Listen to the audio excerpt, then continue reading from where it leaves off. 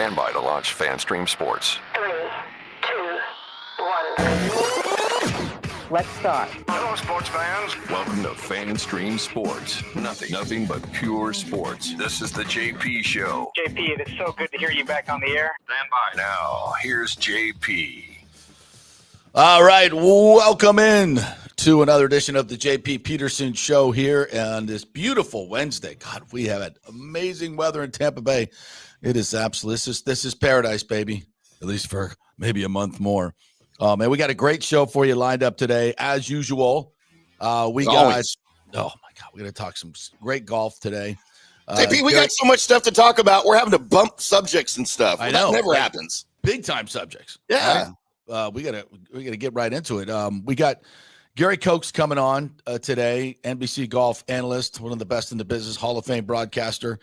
He'll be joining us at 10:30 to talk about the Masters, and they got a big first tee event coming up at Palmacia tonight. Paul Azinger is in town, or that's Thursday night, actually. So they raised lots of money. Zinger's coming on. So wow, we got to get Zinger back on the show, too. Anyways, Gary Koch's going to join us today. We talk about the incredible Masters, the memorable Masters, and what's going on in golf in the first tee. Eric Erlinson's going to join us at 11:15 to talk about the Bolts playoff matchup with the Panthers. Last night was a fun game, a bit of a nothing burger, and in the end, because the Panthers sat most of their players, but whatever. It's an ass kicking that deserves to be done and talked about. So we'll get into that. The Rays last night, not so good. Johnny Gerber's going to join us with his picks for this week at Harbor Town. I don't even know. Will he be able to speak with all the partying he's doing? Will he there's no telling. He's hanging out with that Scott Hamilton down there on Hilton Head Island, and there's no telling. Wants to get up early and come on the show. I'm like, really? Okay. Well, it's not early for him. He's still on Central Time. It's real early for him. Absolutely. But before we start anything, I want to honor some great Americans. Yeah, I know Jackie Robinson Day yesterday. It was great. But I mean some real heroes. Some real heroes. And you know who I'm talking about. It's all over Twitter. These astronauts, these daring, courageous trailblazers that went up in the big penis, Blue Origin, and a lot of symbolism there. A lot of symbolism there. Talk about Lawrence. Every time I look at that thing, I can't take it serious. It's like, when you're that rich, you can build one, I guess. If you don't have one, build one. Lawrence Sanchez, Gail King. Yeah, there they are. There they are. Breathtaking. Look at those American heroes. Look at the American heroes right there. I mean, the hair and makeup Katy that went into that. Where is she? She's I don't even know what she looks like anymore. He's in the back. The tall. She's not the tall black one of the black ones, right? She's not Asian. No. Yeah. So I just want to honor them. I want to honor them before we do anything here today, ladies. You groundbreaking, absolutely groundbreaking. But anyway,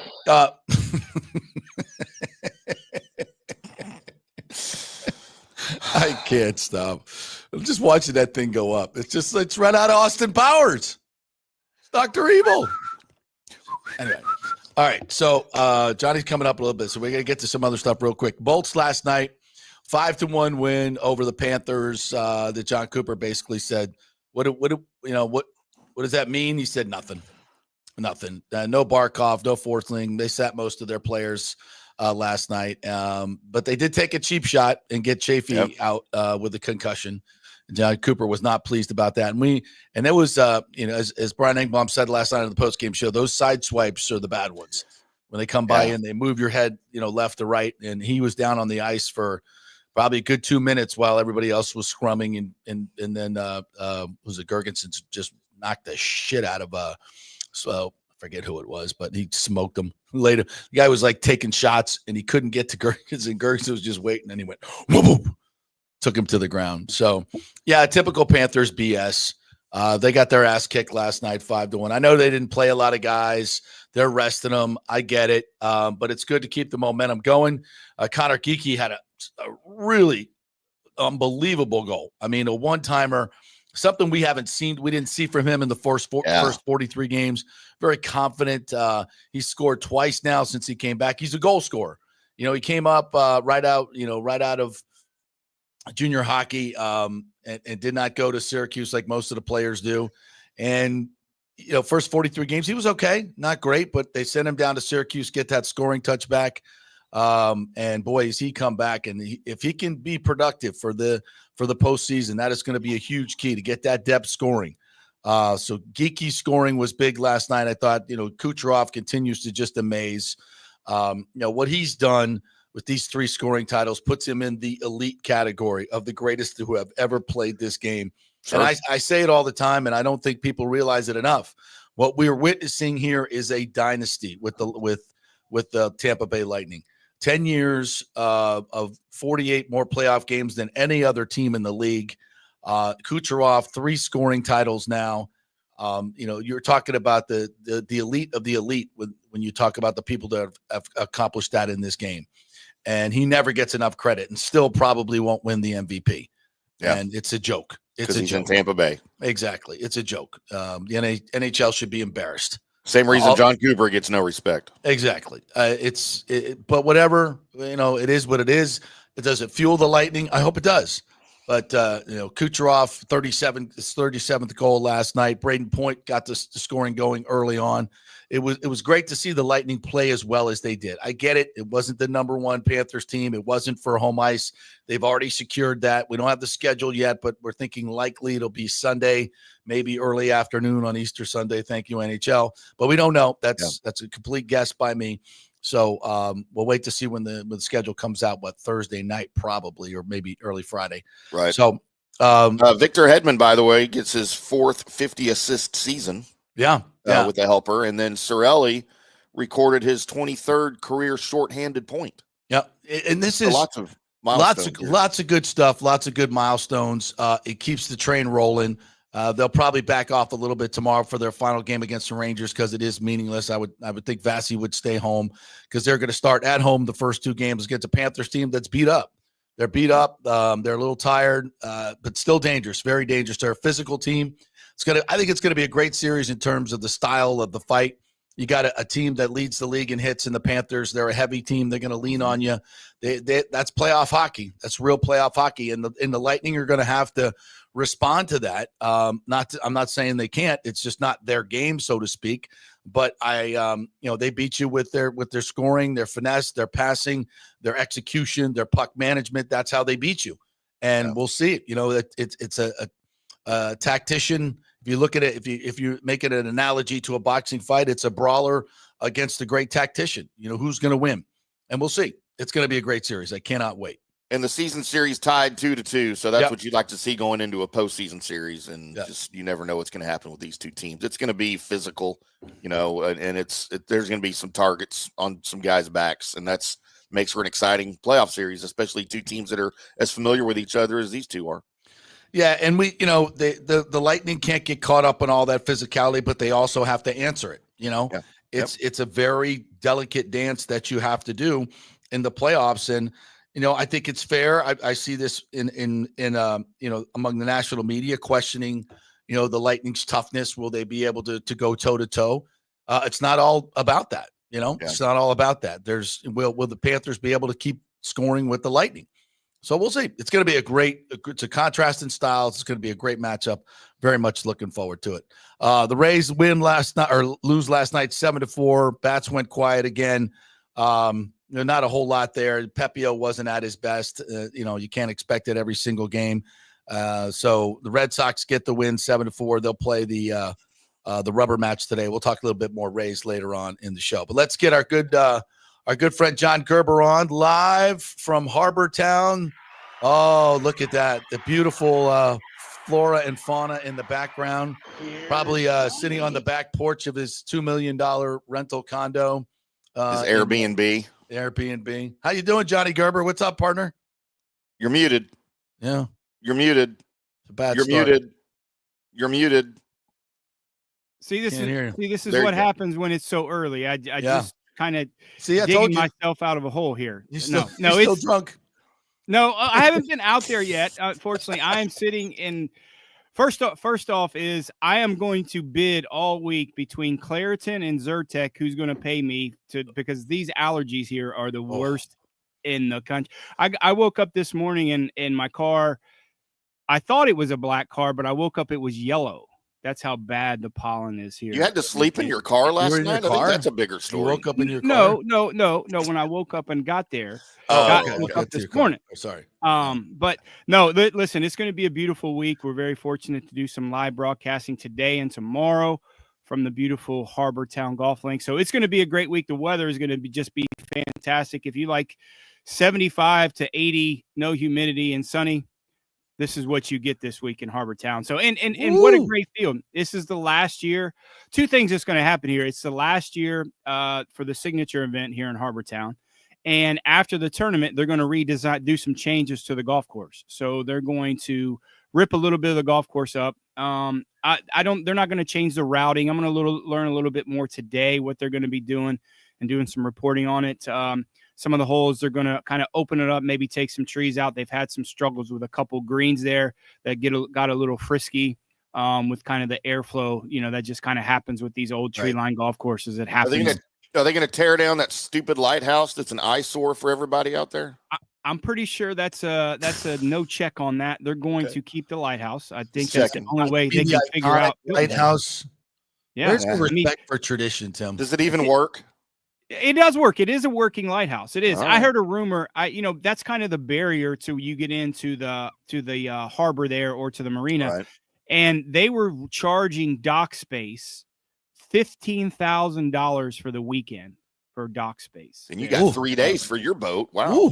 Well, so I'm not really a boat guy. I think living in South Florida for a long time, it was better for me to meet up with some friends that had a boat as opposed to buy a boat. You never buy a boat. You have friends with boats. You got to do that. So listen, a great week here. Fortunate again to be out here. It's Hilton Head in Harbor Town, so it's going to be a great few days.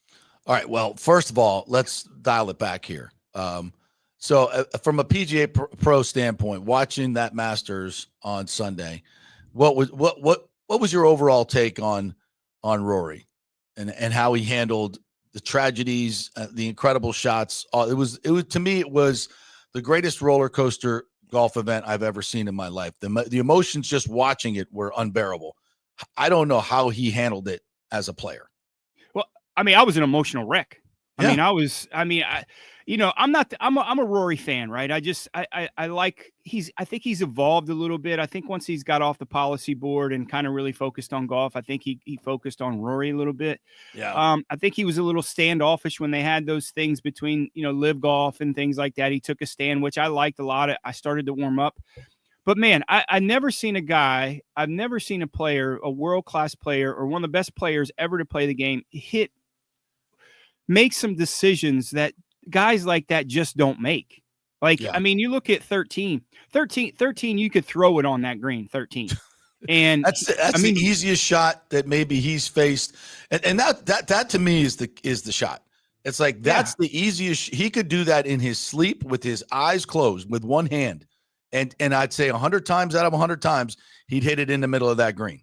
That's right. And at that moment, the Shankopotamus came right out of Ray's Creek and bit him right in the ass. He hit it straight off the tube. He hit it off the tube. The Pharaoh, I think, cracked on that thing once he got after he hit that shot. Like I said, but for him to kind of battle back, if you listen to him in his press conference, he knew he had 15, and that may be one of the best shots I've ever seen in that type of pressure. His second shot into 15 to hit a 7-iron into 15. To where he hit it and then missed the putt. Like, how does he miss that putt for an eagle? So I think his chances, it made riveting TV. Don't get me wrong. I'm looking at it, after 11 or 12, I'm like, man, this is over. I'm going to go have some wings and a beer or something. Not even watch. Right. And then I was like, uh-oh. And then he lays up. You think about this, JP. A guy that's so aggressive all week and takes the unaggressive approach on 13, I think it just threw him out of what he was doing. Right. That's the only thing. Yeah. That's the only thing you can say to miss a shot like that. I can really think of. And when it just took him out of his rhythm. And I promise you all week, he never had that shot. Like he never had that shot all weekend. He or never even practiced it. No. Never practiced that golf shot. I did hear Jack Nicklaus say on Golf Central afterwards, he said, I had no problem with the strategy there. Up 4 on the tee at 13, hit 3 wood. Okay. And then lay up. Okay, fine. That shot's so easy. The strategy was not hard, but as a golfer yourself, it's probably playing in his mind. He's like, should I have done this? I don't, it's an easy shot. Conservative is not his game typically. Right. So he was out of his element when he made that decision. Yeah. Yeah, I mean, and let's not forget how bad of a wedge shot he hit on 18. Also, I mean, he pushed that thing 40 yards right with a sand wedge, with a wedge, and that just, and no, it's way better than you. But I mean, but 40 that yards, being I can do said, that. 50 yards. But that wedge shot he hit on 18 to make bogey, that's just unacceptable. Like, I don't understand that how he hits that shot. I mean, he hits that shot. Again, 100 out of 100 on that green from that shot. So 2 golf shots with wedges in his hand was just remarkable to me. But that being said, CBS was probably clapping because their ratings went through the roof for that. That last hour. We get another half hour of this. Yes. Let's sell some more financial planning. It's just amazing. But as bad as those shots were, the shots at 15, the shot at 17, unbelievable from 196. The shot in the extra playoff hole, in the playoff hole to 3 feet and just perfectly executed up that hill. I mean, as brilliant as those shots were, but how hard is it to come back from a shot like that at 13, where you literally have the tournament won? It's a layup. It's like blowing a layup to win the NBA championship. And to come back from that with all that's on the line. All that's on the line is right. I mean, all the pressure that he's had, and you could see how emotionally spent he was after the playoff when it comes to that. I just think that he was, it's really hard to explain. But the playoff shot that he hit after Justin Rose hit a great shot in there was probably one of the more impressive things that he had to do. And he had the same shot. It's the same shot that he had coming in to 18 to where he made bogey to have that playoff. But yeah, man, I mean, wow. I mean, I just thought the Rose, I mean, some of the guys faltering down the list. I mean, Oberg making a triple on 18 certainly kind of relieved him a little bit. Some of the guys down the stretch, I'm not going to say that they gave it to him, which is the wrong way to say it. But there wasn't a lot of pressure put on besides Justin Rose making birdie on 18 to really kind of force his hand a little bit. Yeah, that birdie on 18 by Justin was fantastic. But just, again, the Masters delivers. Just incredible theater, incredible setting, Jim Nantz, the whole group absolutely nailed it. As good at television, drama, sports. I mean, to me, and I said this on Monday, even though you can't play golf at that level, nobody can. He's one of one, but we can all relate to his story, of and I know it's golf, but from a professional standpoint, just getting knocked down time and time again, and get back up. The Open last year, the short putt misses, all these things. He just can't get a major, and just keeps knocking on the door, keeps coming. 90% of golfers, 90% of people at that level just quit. You quit after a while. It's just too much, and he hasn't. And there's a lot in front of him, obviously, but it's a lot of resilience, and I loved watching every bit of it. It's just like he said after the fact. He said, I was beginning to wonder if I was ever going to get this. And you don't think every time he hit a bad shot, coming back on the second 9 and then going into the playoff, that didn't go through his head again? Is this just not for me? Like, he had to have those doubts going through his head going into the playoff. I 100% agree. And I'm firmly believing that this is going to open up the floodgates for him. I think he's going to go on a major run. I think he's going to win probably 3 or 4 or 5 more. Pressure's off. You could see how relieved he was. And he made a comment that, when you talk about tour guys, like, now I can kind of freewheel it right now. All the pressure's off and I can kind of open up the bag. And I think he's going to go on a run. And I think how he won the Players Championship this year, if he didn't win the Players Championship, I don't think he would have got this done at Augusta. I really don't. With the pressure. and the things that he was going through down the stretch and winning, even though it is not a major, some people refer it as a major. I think winning the Players Championship really gave him that confidence and catapulted him to kind of bounce back to win. Stu's for calling. sure. And for him, it's been 11 years since his last major win. That's a big stretch from your mid-20s to your mid-30s. He had to be wondering, like a lot of other people, maybe I'm done with majors, or maybe I just don't have it anymore physically or mentally. But not only do you come back and win another major, you get your Masters and your career slam. Like you said, all the pressure is off of him now. And I think you're right. I think the floodgates are going to open for him, and he may win 3 or 4 more of these things here in the next couple of years. I mean, he owns Quail Hollow, where the PGA here is in a couple weeks, and he could certainly win by. I mean, he could win by 4 or 5 shots there. How well he plays that golf course. He's won 4 times there. Yeah, and he loves it. So that's just something that to kind of watch out for. I mean, it sets up fantastic for him in terms of the majors with the golf courses that he likes. And, if he knocks off another one this year or two of the last 3, it wouldn't surprise me at all. And I know Dingleberry holds the ranking for the #1 golfer in the world, but we know it's Rory. It ain't the other dude. Certainly is. It certainly is Rory right now instead of Scissorhands. Yeah, the Open is the Open Championship is at Royal Park Rush. Where his home, which obviously he missed the cut the last time because the pressure was too much. But maybe he'll be a little freed up to go ahead and tick that one off as well. And where's the U.S. Open? Where are they playing the U.S. Open Oakmont? this year? Oakmont. Yeah, Oakmont Country Club. Yeah, so Oakmont. that's obviously a course that I think he can do well. There's not a course in the world that he can't play well the way he bombs it. He can bomb it out there. I mean, the rough is going to be, but if Dustin Johnson can win there or contend there, or he won there. Wait. Isn't he a live golfer? Yes. I said if. How'd they do in that strange 4th round that they had to play this week? Yeah, I posted on X. Bryson forgot he had to play a 4th round because he's not used to doing that anymore. Man, I wanted to kill Koepka. I mean, makes an 8 on the last hole to miss the cut, and not saying we touted him all. And you hated him, JP. You said I like all your picks, but I don't like Koepka. You did. You were 100% right. Yeah.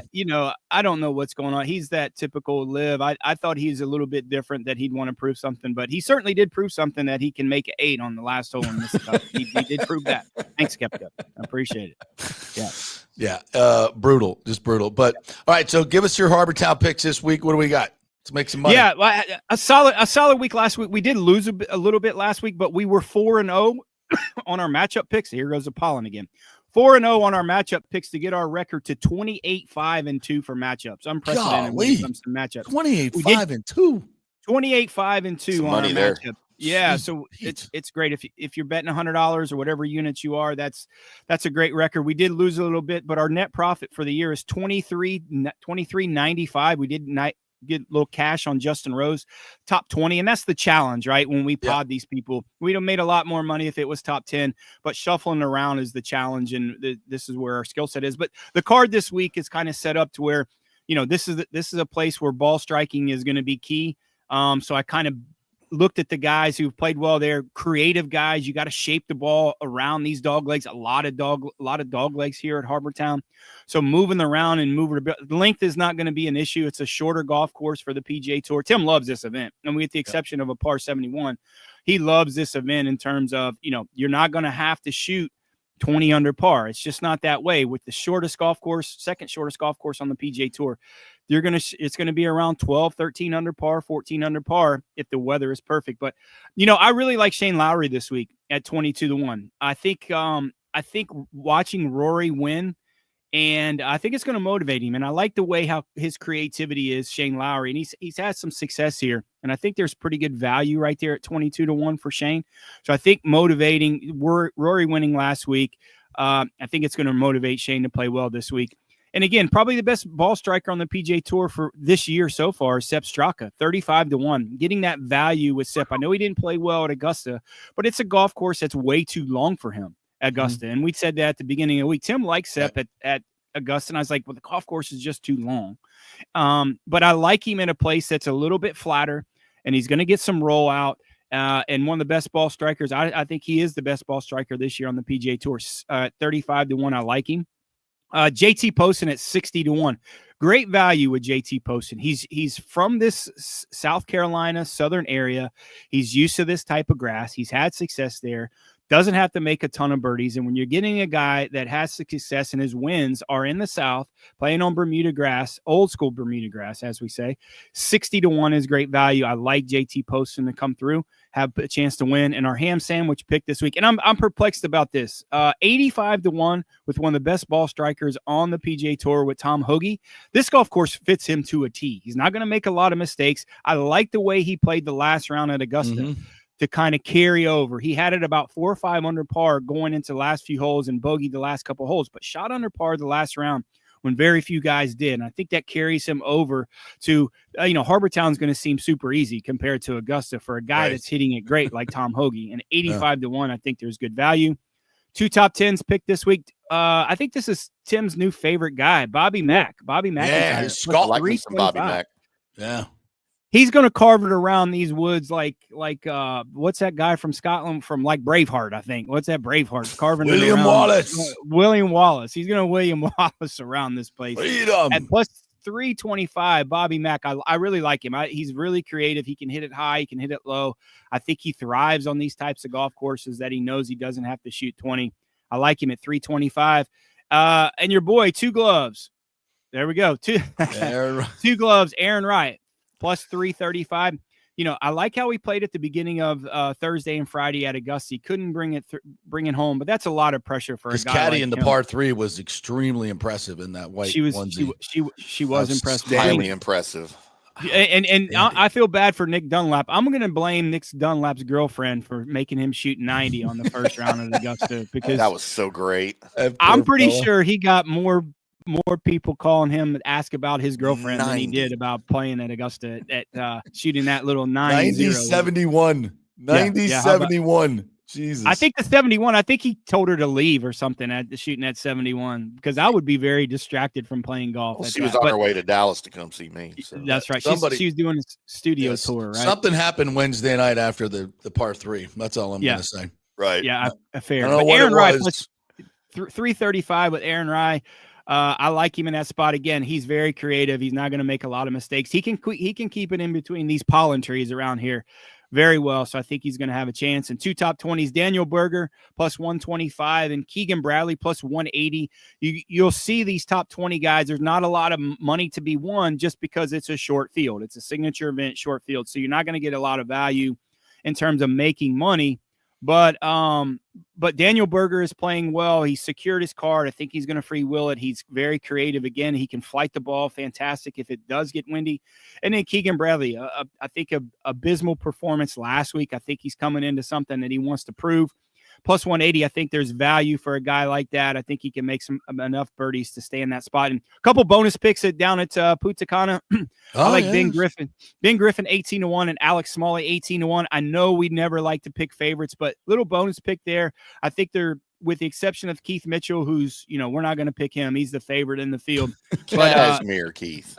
Yeah, he can't wear his cashmeres. It's going to be a little warm there. And he'll probably lead the first round like he always does, and then shoot 72 in one of the rounds and just get boat raced. But Ben Griffin, I think he's due to win. So is Alex Smalley. So a field like that, I think there's some value with those guys. The kind of bonus picks down in Dominican. For the real degenerate gamblers. Loves that you're a Tom Hoge believer. He loves it.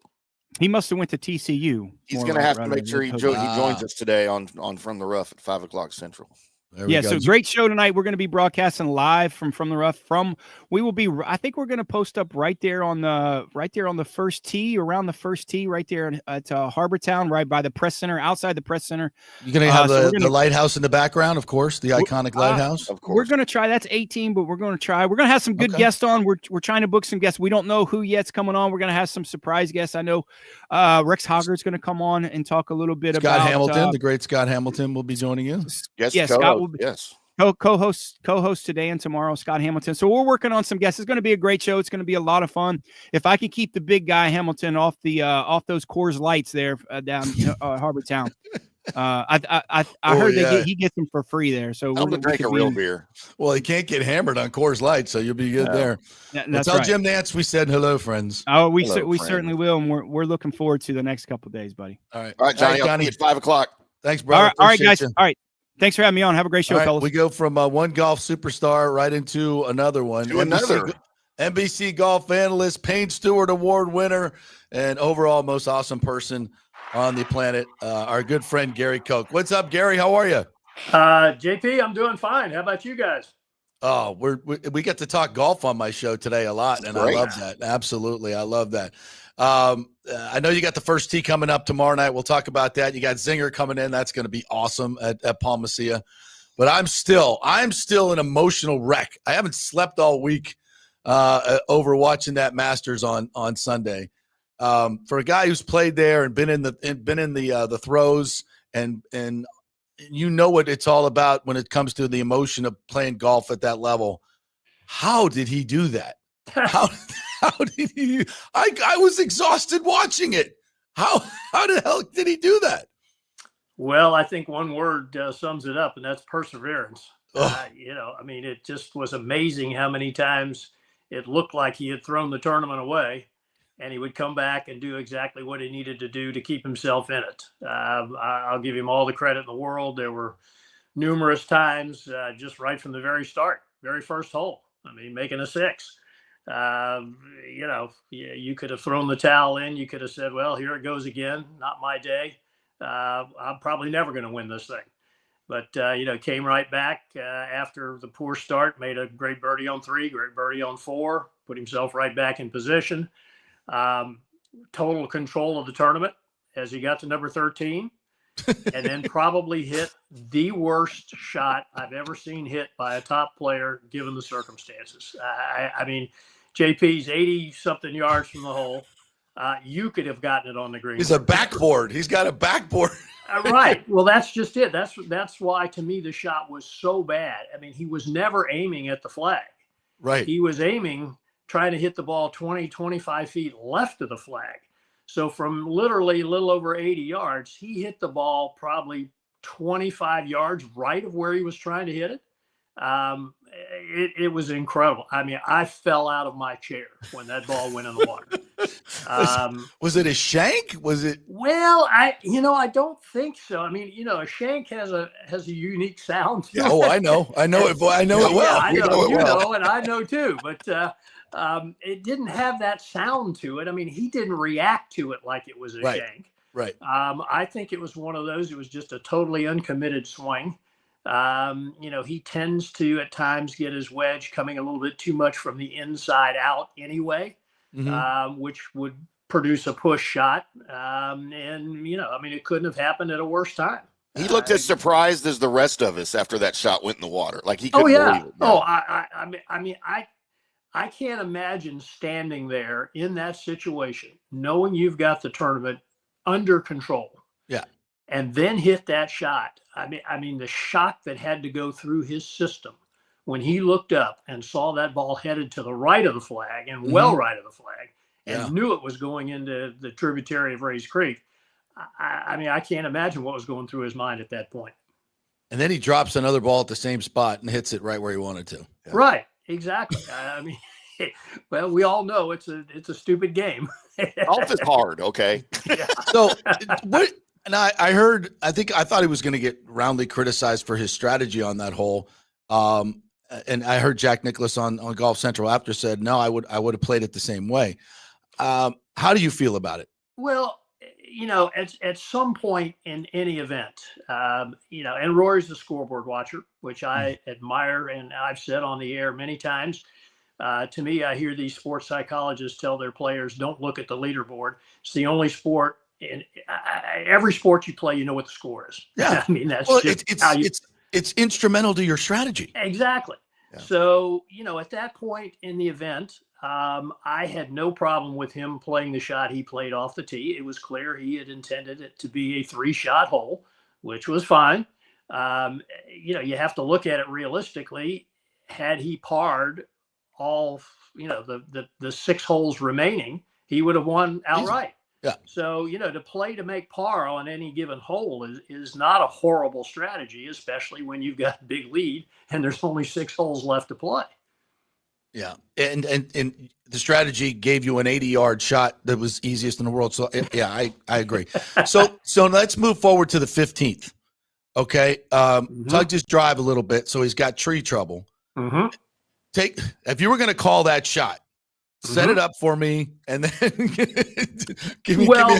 The first thing you have to look at, JP, there is the yardage. Yeah. And what is the yardage to cover the pond? You know, how far does he have to hit the ball to get it over the water, and make sure that he takes that out of play. You know, it sounded like the total shot was 205 yards or something like that. So it was probably 180-ish to carry the pond. You know, when you're hitting a big hook like that, the ball tends to go a little farther. You know, it was obvious. I mean, I read he had hit a 7-iron. You know, you know, to be able to turn a ball that much with a 7-iron is an accomplishment. But I guarantee you it's a shot he's hit before. You know, that's the one thing about these great players. They're not going to try a shot in competition, especially in that situation, that they have not hit before, either in practice or in some other form of competition. You know, it wasn't like that was the first time he was ever standing there trying to hit a 7-iron and have the ball draw 20+ yards. Yeah. So once that's calculated in, and I think I read a comment where he said, you know, and even if I didn't turn it enough and got it on the far right-hand side of the green, or even in the right-hand bunker there, you know, it's not the end of the world. It's dry. It's not in the pond front of the green. So heck of a shot, no question about it, but one that it didn't surprise me. Well, let's put it this way. It surprised me it got as close to the hole as it did. Yeah. But it did not surprise me that he was able to put that shot on the green. And then he tugs the putt. Yeah. Well, and then he did the same thing on 18. Yes. You know, so there is a tendency there. How hard were those putts? I think we should let him know he has a tendency to pull short putts under pressure. See what he says to that. I heard Brad Faxon, his putting coach, talking about that afterwards, and he was saying his right elbow tends to get in a little bit of a position. I'm like, you can't miss those putts. Those are like inside. Those are what, 5 feet inside, right? Yeah, and Maybe especially on greens that speed. Yeah. I mean, basically all you're trying to do is start the ball on line. I mean, you don't have to worry about hitting it hard enough. I mean, you know, from that short a distance on greens running, you know, probably 13.5, 14 on the stent meter, the ball's going to get to the hole. Yeah. So a great shot on 16 doesn't make the putt. You know, so it's still going through his head. But so now Justin, he hears the roar. At 18, Justin drops a 40-footer, so he knows he's got to make a birdie coming in. And he hit that shot on 17 that a lot of people aren't talking about. Talk about that shot.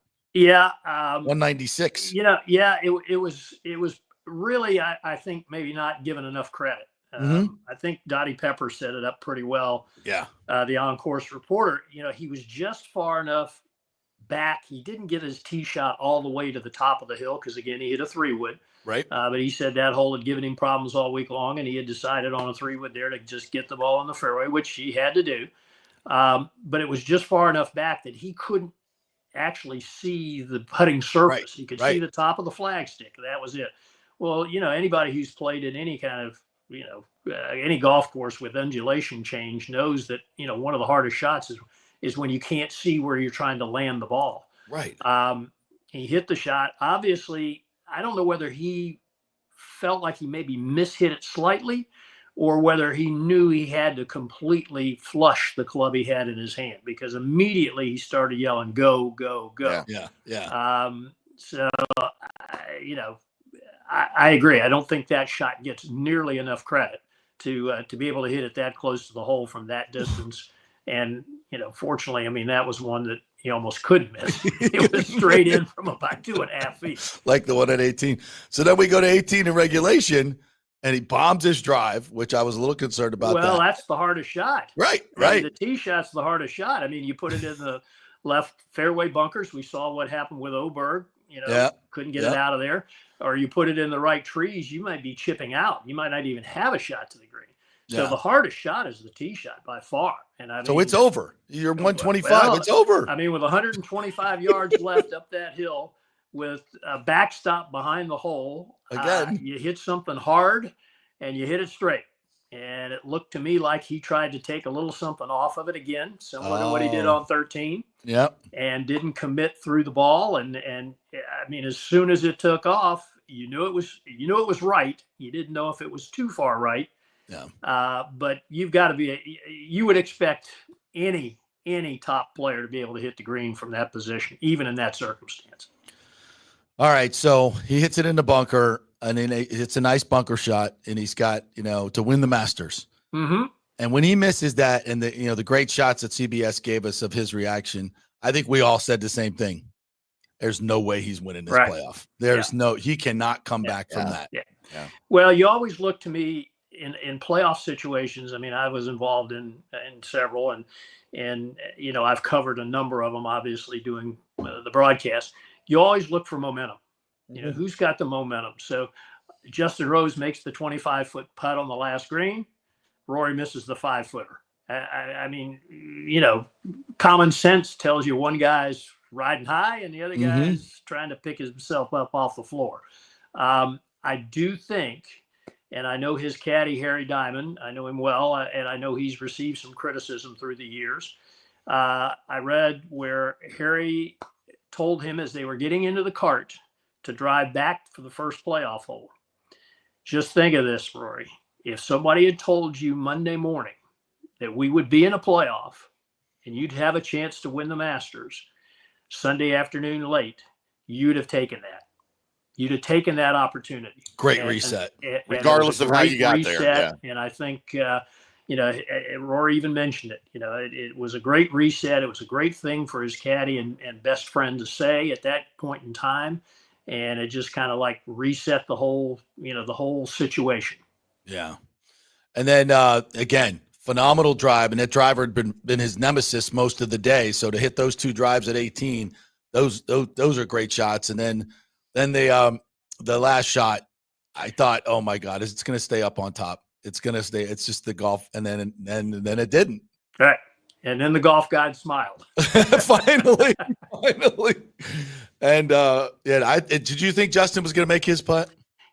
That's a tough putt from that point on the green. A little bit farther to his left, the ball breaks left, and a little bit farther to his right, it goes right. And, we've seen other players miss that putt in the past. We've seen a few make it, but it looked to me like he tried to play it to go a little bit to the left, and it was pretty much dead straight. I would bet if you asked him, he would have said he felt like he hit a pretty good putt where he was trying to hit it. I think it was more of a misread than anything. Yeah. And, as much as we're applauding Rory and rightfully so, it was great for golf, great for sports in general, great for Rory. You kind of got to feel bad at the same time for Justin Rose a little bit. Another one of the great guys in the game. Mm-hmm. What was his 20th Masters start, and now runner-up twice in playoffs. And you just kind of wonder, as I'm sure he does, will my time here come? Yeah, he's 44 years old, and reality tells you the oldest winner of the Masters is Jack Nicklaus when he was 46, and that was Jack Nicklaus.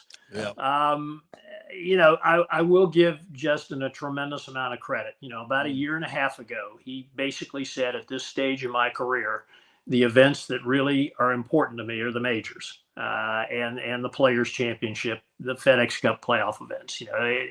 He's kind of narrowed his focus dramatically and prepares really for those specific events. And I understand that, when you've been out there as long as he has, and the day-to-day grind of playing and regular tournaments and so forth and so on. Money's no object to him anymore. He's set for the rest of his life, and his kids are set, and his generations are set. So for him to commit himself to focusing on just those handful of events, and think about it. I mean, he had to go through the qualifying for the Open Championship last year. That's right. Wasn't even an exempt player. Goes through the qualifying, makes that, and then finishes runner-up in that major. So I think his focus is really good. His golf game has always been very solid. He makes very few mistakes. He's, there are going to be certain courses, I think, that are probably a little better suited for him because, as you saw in the playoff, I mean, Rory outdrove him by, I don't know, what was it, 40 yards, 35 yards? Yeah, he had like so Justin's not one of the longest hitters by any means, but he's very crafty. You know, he knows how to play the game. He knows how to score. Major championships are often the ones where you don't have to shoot 20 or 25 under par to win. Mm-hmm. So I wouldn't be surprised at all if we see him contend in some more of the majors later this year. And, you know, it had been 11 years since Rory won his last major, and now we're going on 12 for Justin since the U.S. Open. So he's got to maybe be taking that into account a little bit, too. Well, Rory just did it after 11. Right. Maybe I can do it here still. Yeah, absolutely. Absolutely. You know, it's so much of success, especially when you get, you know, into your 40s on the PGA Tour, has a lot to do with attitude. And you know, how hard do you still want to work at it? What are your goals? And I think Justin's in a good place mentally as well. Good. We're pulling for him. So, Gary, a lot of conversation about where this Masters ranks. You know, you're the person to ask on this. You've seen it all. You broadcasted a lot of these great events. Where does it rank for you in terms of greatest finishes? You know, I would probably have to put it behind the 86 Masters that Jack won at the age of 46. Simply because everybody had pretty much written Jack off by that point in time. You know, he hadn't won a major in, 6 years, I guess. And at age 46, you know, again, you start to battle, you know, how much do I want to put into it and that type thing. And I happened to be playing in the group in front of him on that Sunday afternoon. So, you got it. Absolutely. Bob Toy and I were in the twosome right in front of Jack and Sandy. So you heard some roars, did you? So that one ranks up there pretty high because I was very close to that one. But I would put this one right behind that. I really would, given the circumstances, with what Rory was trying to accomplish.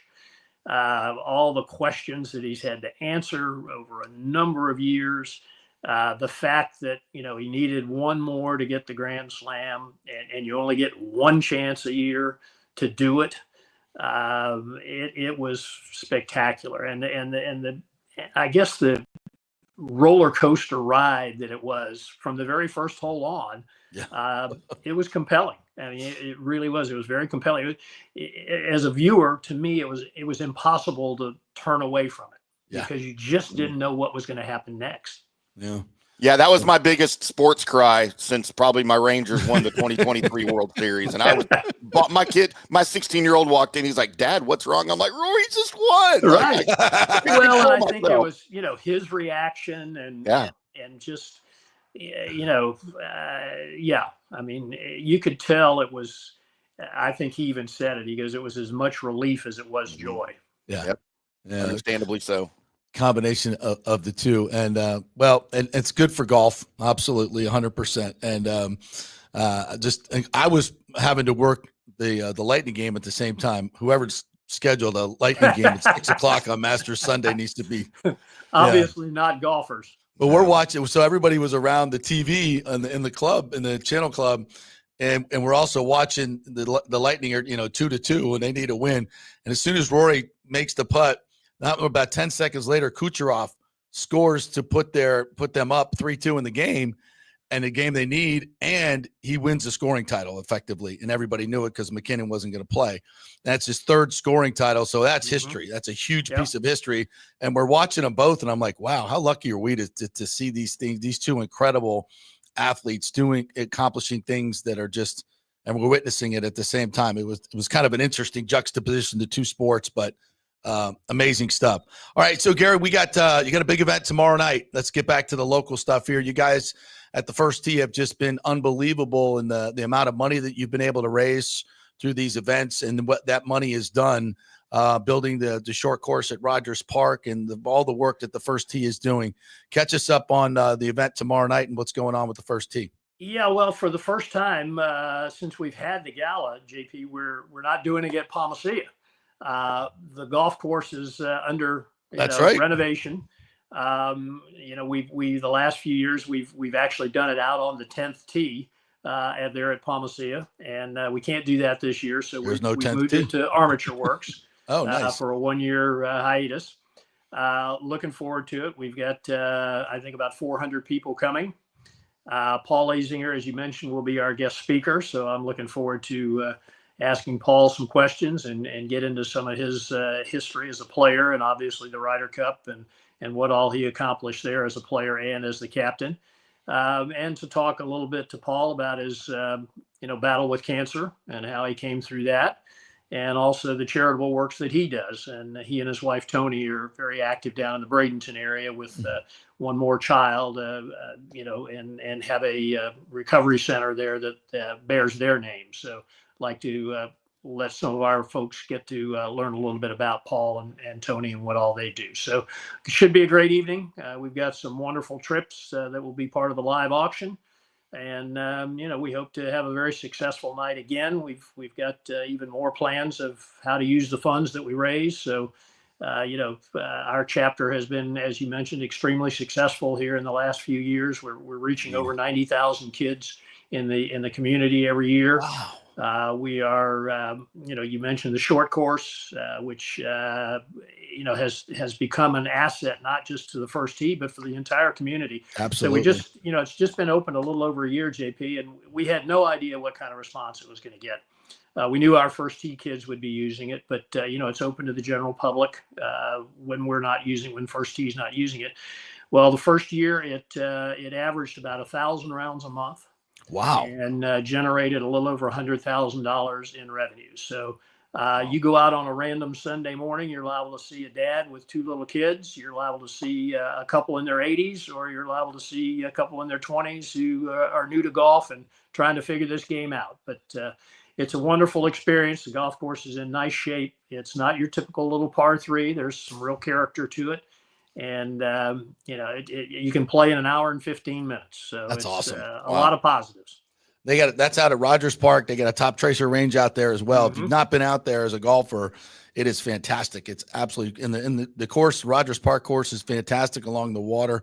It really is a hidden gem. It really is. And you guys have done a great job with it. Can you give us a sneak peek of what the next project is? Well, I think in probably the next couple of years, we'll be looking to either upgrade or replace our basic facility building. Okay. We have a nice building. It was the original clubhouse there at Rogers Park on the west side of the property.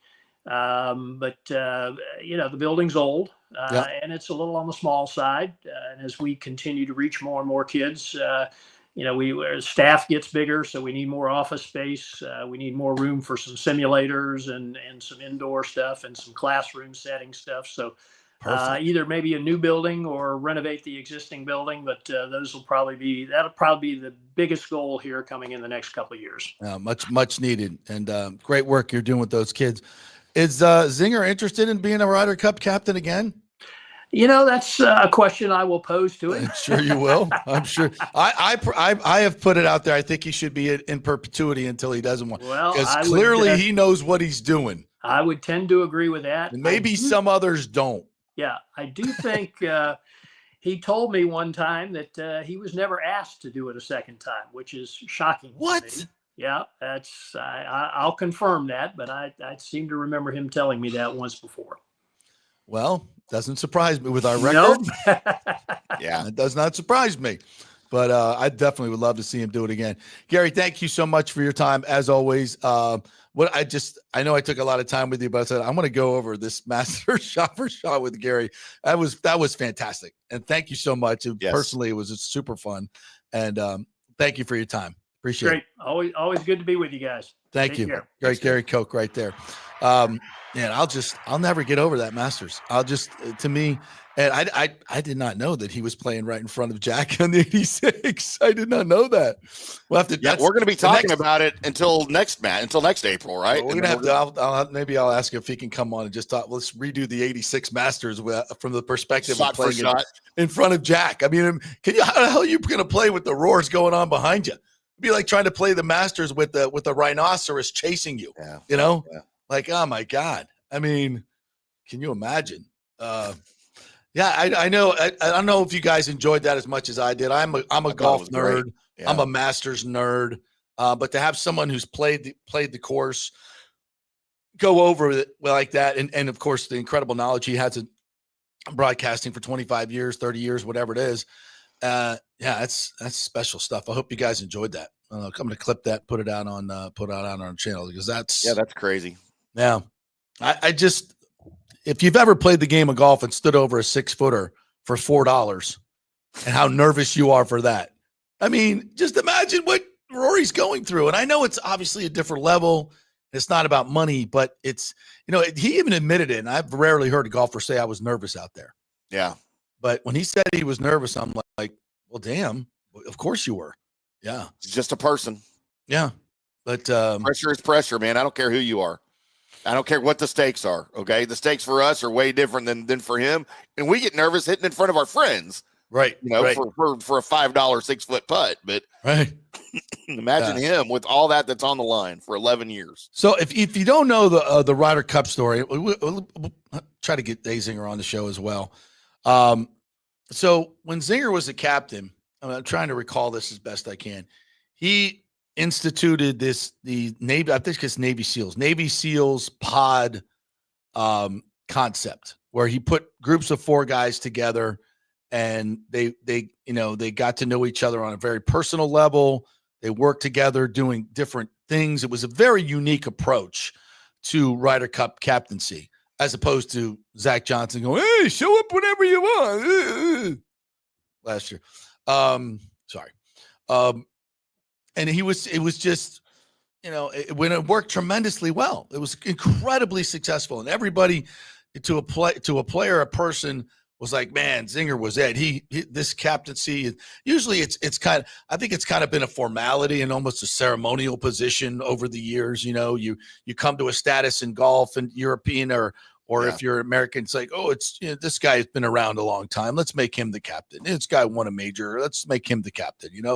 He's been an apprentice. Let's make him the captain. And it's like, how about we choose somebody who actually did it well and kicked ass and knows what he's doing and is universally respected and can put this thing together and make the guys understand this is important. This is super freaking important. And you can't just show up 2 days before and think you're going to win when the other team has been grinding and it's important for them.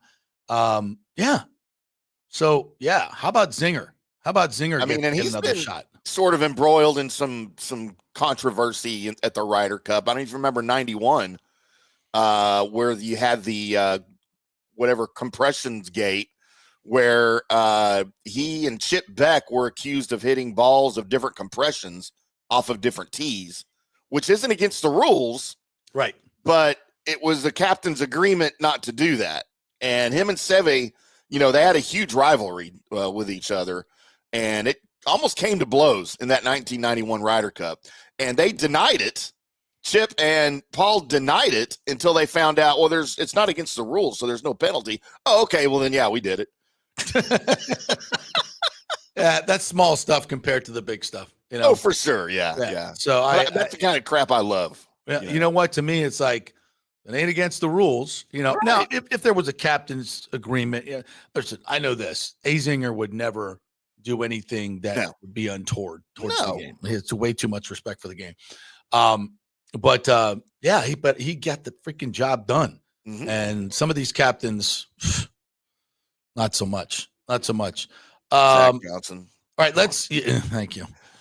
Never forgive him for that. No. All right, let's we got to take a break. A huge thanks to our sponsors in our first hour. We had a lot of guys back to back, so we couldn't take a break. So let's give a lot of love to the Jeeves Law Group, JEEVES lawgroup.com. Any legal issues you have, they'll give you a free case evaluation. Just go to jeeveslawgroup.com and they will take care of you. They're local, they are trusted, and they get results. Great folks.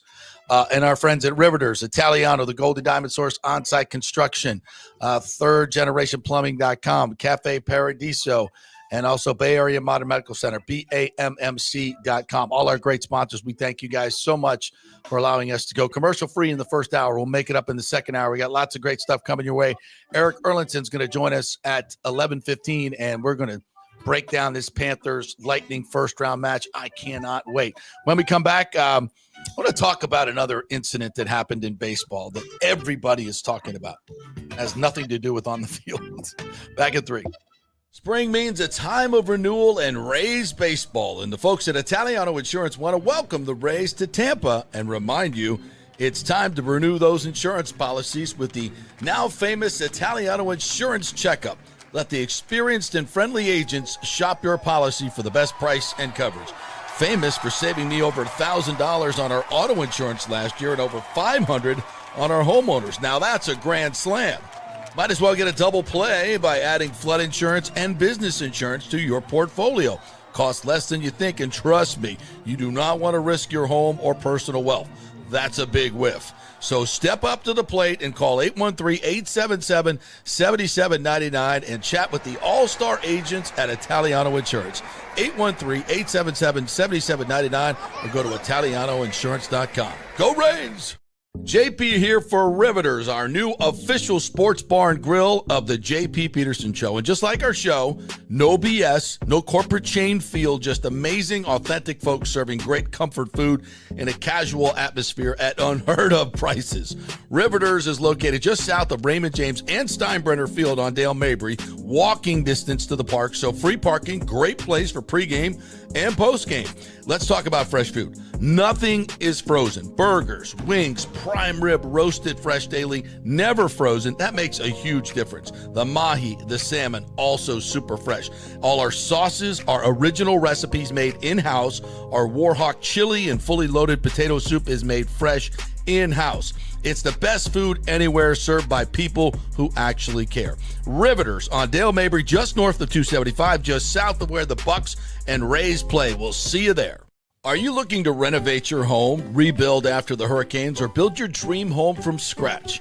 Well, let me tell you about my friend Jason Fawcett and On-Site Construction. They have over 1,450 satisfied clients, 25 years of experience, over 500 designs, and a talented team of over 40 construction professionals.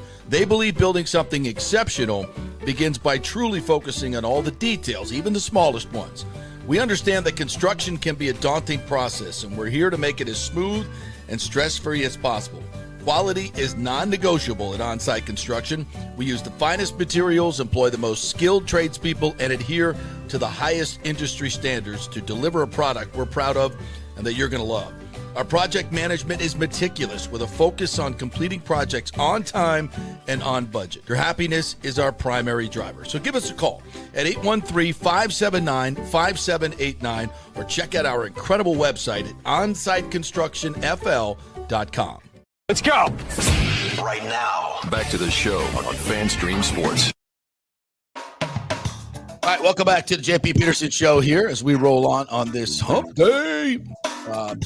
Don't forget, Riveters is the place to go before and after each and every Rays game right there on Dale Mabry, about a mile south of the stadium. You can park there, have your pregame meal there. Great burgers. The wings are absolutely through the freaking – they're so good. And by the way, you can get 8 wings for $12, plus all the accoutrement that you want. They make all their sauces fresh. We had the wings the other day. The blue cheese dressing. I love blue cheese on the wings. And then you mixed it in with the medium sauce. Especially good homemade blue cheese, man. So good. It pops. And you can tell. Yeah, it's totally different. And then you mix it in with the medium sauce. Oh God, it's so good. And for $12, 8 wings for $12, that's a steal. Plus they have $5 wells, $3 domestic drafts. So that's all at happy hour. So go there before the game, and then after the game as well. Wednesday's taco night too. So always great values there. It's a cool place, indoor, outdoor. Absolutely fantastic. Go check it out, Riveters. And you can go watch the Rays games there tonight. You can watch all the UFC events there, by the way, for free. No cover charge. So anything you want to watch, basketball playoffs, Lightning playoffs coming up. We're going to do some watch parties there for Lightning playoffs. So all kinds of fun. Cannot wait to get there. Yeah, it's going to. As soon as I get back to Tampa, JP, it's going to be Riveters. Yep. Followed by Cafe Paradiso. Yes, we'll do Riveters for lunch. Yeah. And then go to the ball, the afternoon matinee. Yep. And head to Cafe Paradiso afterwards. It'd be a JP Peterson Show sponsor extravaganza. That'd be so great. Get a group to go. That'd be fun. Heck yes. Little listener party. You want a little bit of breaking college football news real quick? I don't know if it's breaking. Yeah. So the story of Nico Iamaleava. Oh, I said it. Cool. So he has officially entered the transfer portal, but with a do not contact tag, which means he already knows where he's going. Because he's asked schools, you don't have to call me. I've already decided. Where might that be? So we will await his announcement of where he will play next year. for No, maybe $4 million. I don't know. This has gotten a lot of play, obviously, and a lot of people weighing in and giving Josh Heupel an attaboy, and I absolutely 100% all that good stuff. But a lot of people that are weighing in were part of the people that made a lot of money and off this exploitive relationship with players for a long, long time, and they are part of the people that could have fixed it and done it right, and they did not. So they bear the brunt of the responsibility of this, the system that we have now, because the greedy people that ran it never wanted to fix it. And still the greedy people that run it don't want to fix it because they want to hold on to their power and their prestige in the SEC and the Big Ten. The people that are running this now and at ESPN, they don't have the balls to fix it the way it should be fixed. So, and we are, and I think Paul Feinbaum said this the other day, we're running a very big risk right now of because the people that love college football, the demographic that really, really love college football, they're typically college educated folks that are really emotionally attached to their college football teams. They give a lot of money, some of them, but it's the tradition of the game that's always been a big part of it. And now if you turn it into just nothing but a money grab, it's dead. It's dead. And, I in some ways the players are just playing by the rules now. So I get that. This is the way they can enrich themselves. Yeah. So I understand it. But, I can argue, and I have argued, that Nico especially, he was in a great place. He was making great money. I don't think he's going to find a better situation. And I've always said this, no matter where you are, whether it's in the NFL, NBA, you chase the money and you make it all about the money, you ain't going to make the money. No. Devin White. You won't get any of it. Yeah. And he's going to probably end up with less money and a worse situation. So whoever's advising him and had nothing but eyes on the money, that was a really bad idea. So really, really bad idea. Maybe his agent. Which is his dad. His dad, yeah. Who's by the way probably taking a large chunk of this, which is a really sad situation. So it's a cautionary tale, and I hope that it. I don't wish any ill will towards the young man. I really don't. No. But if it doesn't work out for him, that's good for college football. It's good for college football. It's going to work out the way it's going to work out, no matter what I say. But if he goes to another place and he's not as successful and he doesn't, other players will go, well, yeah, I guess chasing the money is not really the idea. Sometimes it's about being loyal to your team, being loyal to the agreements that you made. I mean, because as a quarterback, you're not like a plug and play defensive tackle, a linebacker, whatever. I mean, it's a different situation. You're the leader of the team. Everybody pours a lot into you. It's hard. You can't get 3 quarterbacks ready to play every week. Right? It's up to you to be the leader of that team. So you have a responsibility to that team. And he absolutely abdicated that. And looking back, that he was threatening to sit out a college football playoff game. You don't think that affected that team? Of course it did. Absolutely. You don't think the other players knew about that going into the game? Of course they did. So yeah, that's bad. That's bad stuff. Can I give you a quick baseball nugget? He says college football never coming back from that. Oh, I don't know about that. It's fine. It'll be fine. A quick little baseball nugget, JP, as our Texas Rangers beat the Angels 4-0 yesterday. Mm-hmm. We have an outfielder that y'all may be familiar with, Leody Taveras. He's been a pretty good player, very good defensive player. This season, he has struggled mightily at the plate. And just, I want to give everybody an example of how a player who has the will and desire to help his team, even when he's struggling from the plate, to win a game. This is Leody Taveras in the bottom of the 6th, okay? A bunt single. He's not hitting the ball very well, but he's fast, right? So I'm going to try to bunt out and leg out a single. Boom, he does that, right? He gets on base. Mm-hmm. He then steals second. So he's in scoring position on a bunt single. Right. He then advances to third on an E2. So now you're on third. You're helping your team. Then he scores a run on a sac fly. That's a beautiful thing. When you are in a slump at the plate and there is talk of you being sent down or even just outright waived.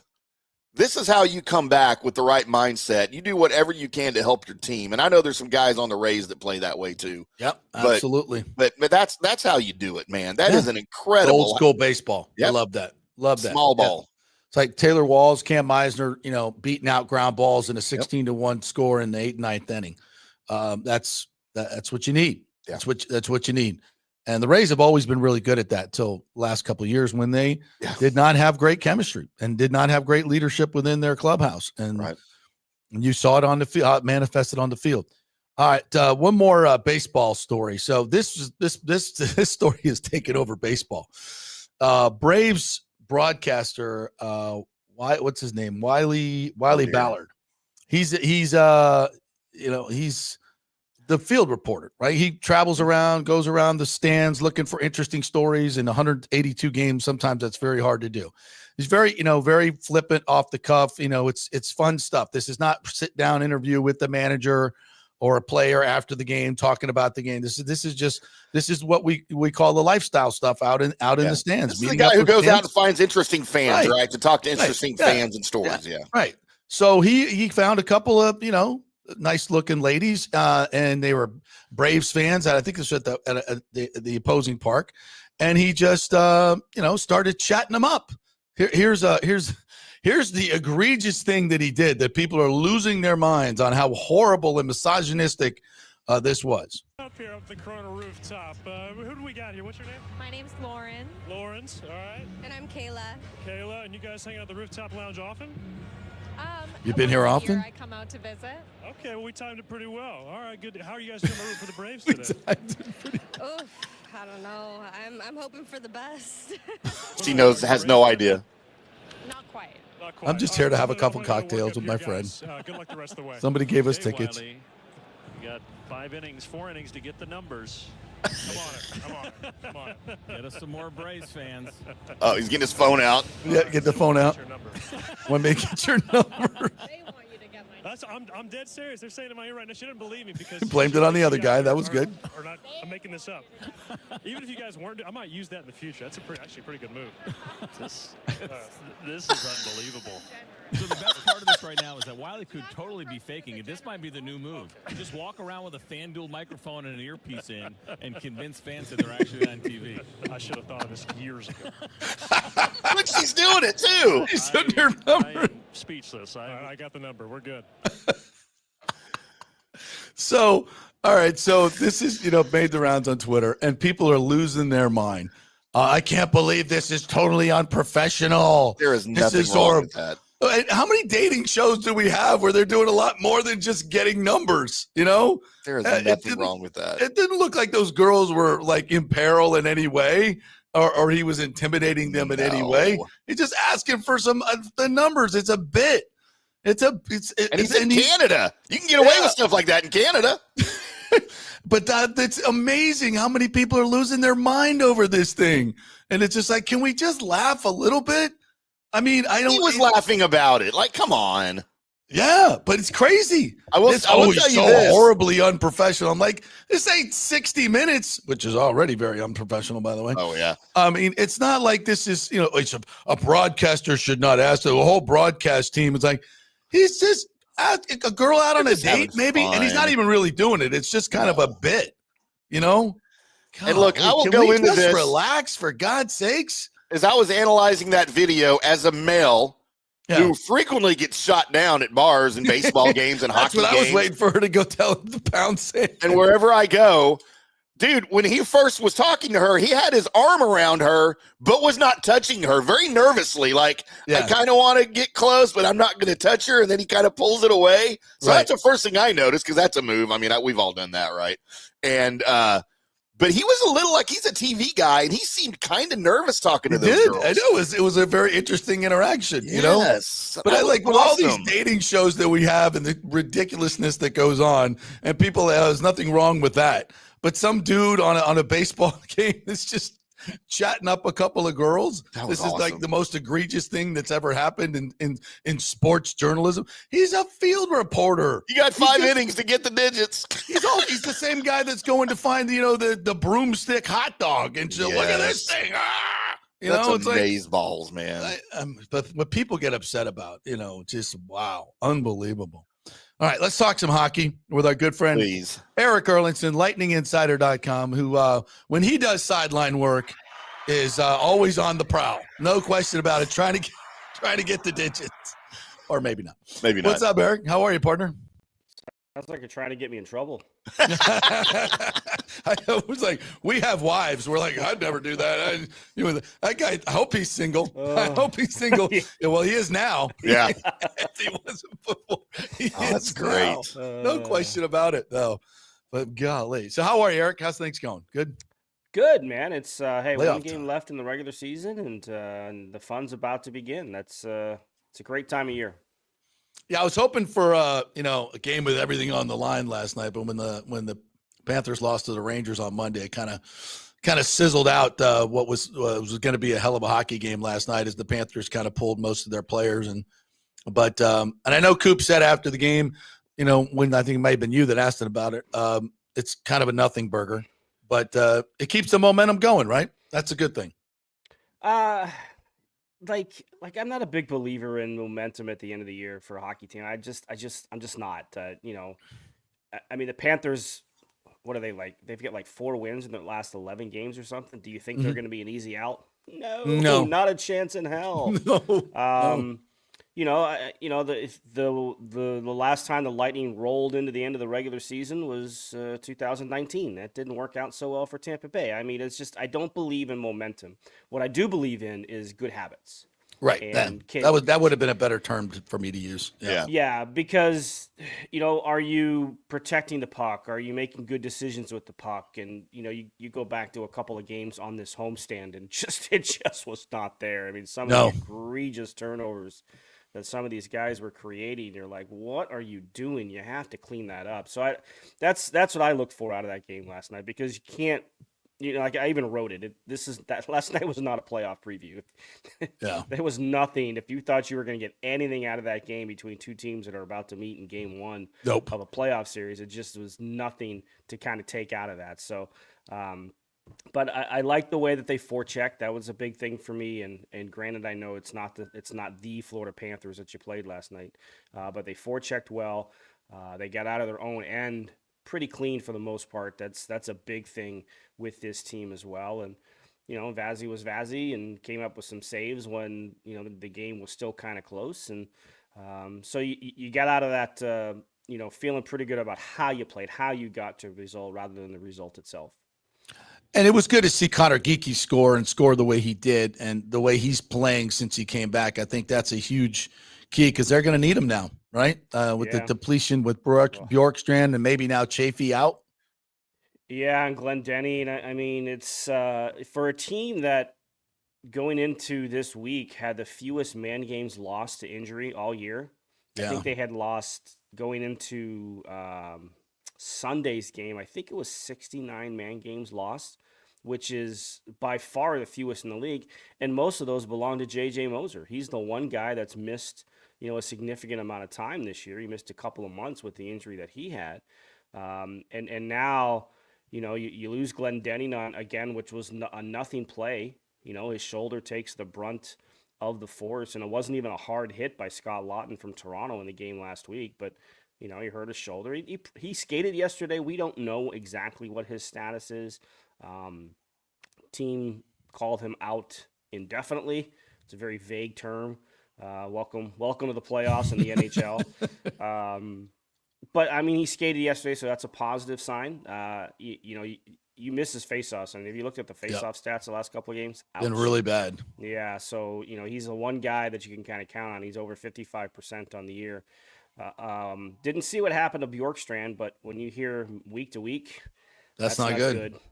For a guy who had been starting to play well and really kind of finding his role here with this team. So that's disappointing to lose. And then last night, I mean, I don't know if Chafee would have been necessarily in the playoff rotation, but with the injuries he has been, and he takes the blindside, cheap side hit from Jesse Puljujarvi, and there's no way Chafee plays tomorrow. They've already called up Cam Atkinson from Syracuse to fill the spot. So yeah, it's tough with the injuries. So But if you can, and when you're in this situation and you can bring a guy like Connor Geeky up and the way that he'd been playing in Syracuse, especially the last 3 or 4 weeks, I mean, he found his offensive game. He found his confidence. The term that Coop used the other night was his game is more mature than it was when he was here to start the season. And, we forget he's 20 years old, right? He's first year as a pro.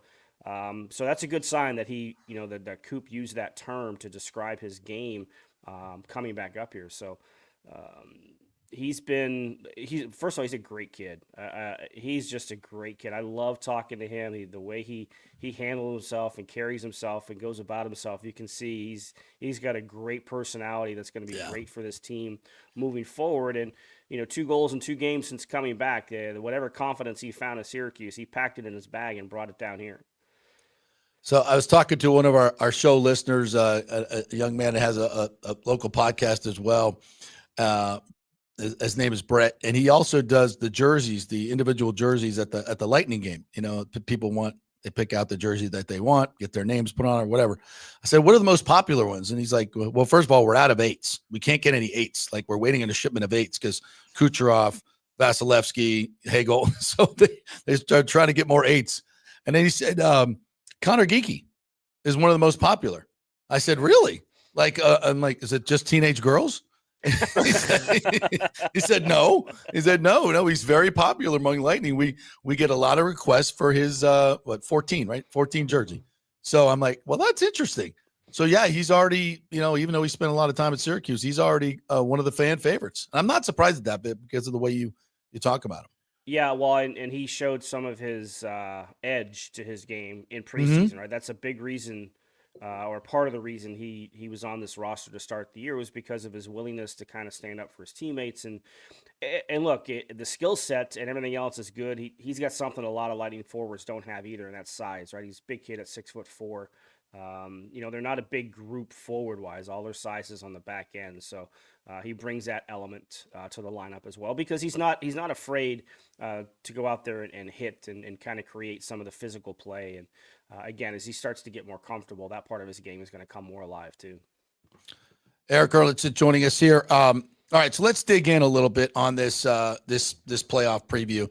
It's kind of a contrast of styles, right? The technical. I don't want to use the term finesse, but the technical fighter against the brawler. And then when you're in a boxing match like that, you got to have a good chin. You got to be able to take it and dish it out, but then you've got to be able to win with your tactics, your speed, your scoring ability in this particular situation. So I think it's a classic contrast of styles. How do you see this? Well, I look at the game again. It was December, so take this with what it is. The game down in Sunrise in December when the Panthers tried to run him out of the building. Yep. They tried to run anybody and everybody at any time. That was the game 2 when Katy Kucherov got the 5-minute penalty and was ejected for the hit on Koch, which I can't believe on review.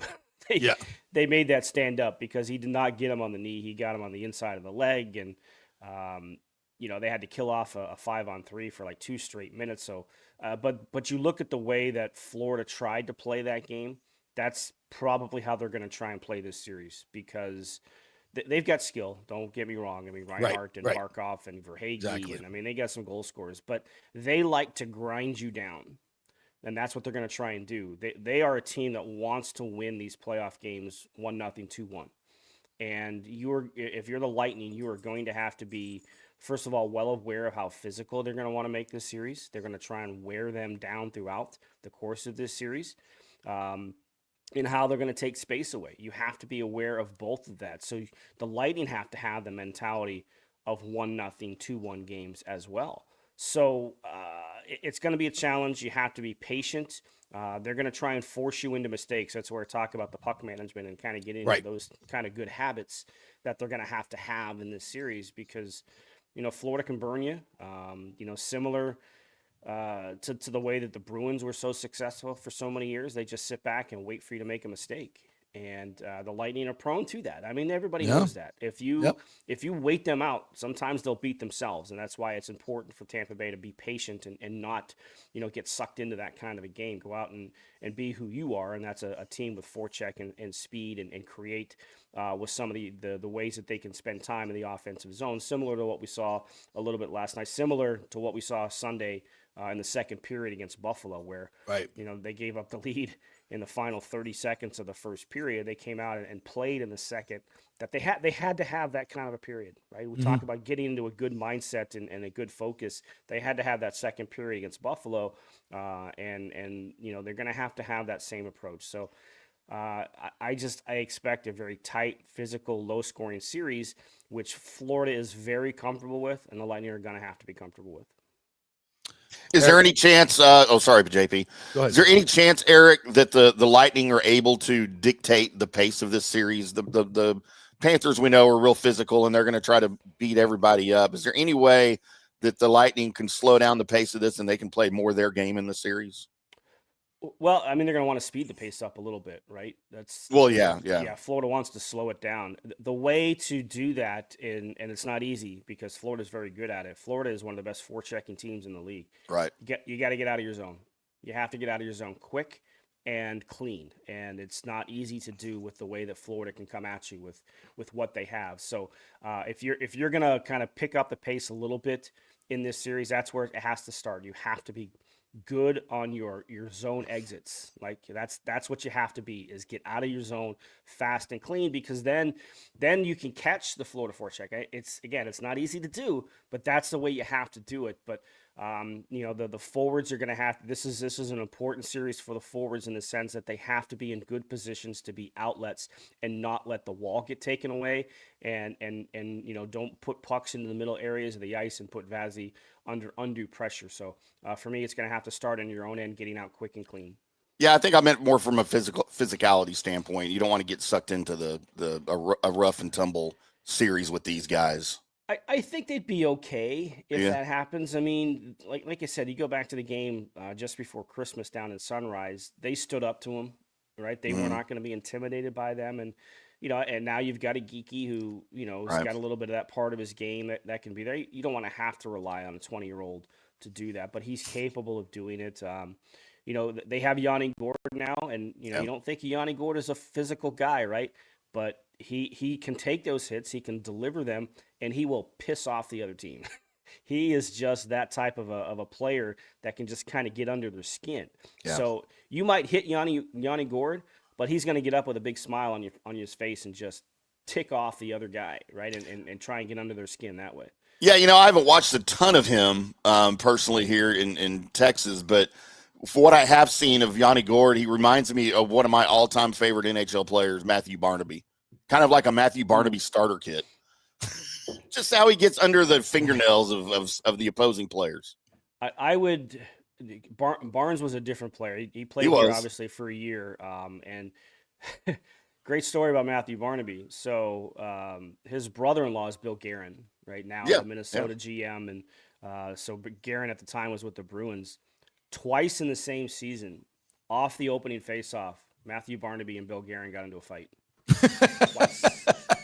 Twice in the same season while he was here. So they both played for Dallas for a little while too. So you got to settle the scores from last Christmas and Thanksgiving. Right. Yeah. Somebody's got to pay. Elephant gift. Exactly. My wife at the time when Barnaby played here, my wife at the time brought 2 puppies home out of the same litter that she didn't even ask me. She just adopted these puppies. She named them Matthew and Barnaby. And they were hell on wheels. Oh my God, yeah, they were. Yeah. One of our listeners asked this question, Michael LaRue. You probably got asked it a million times.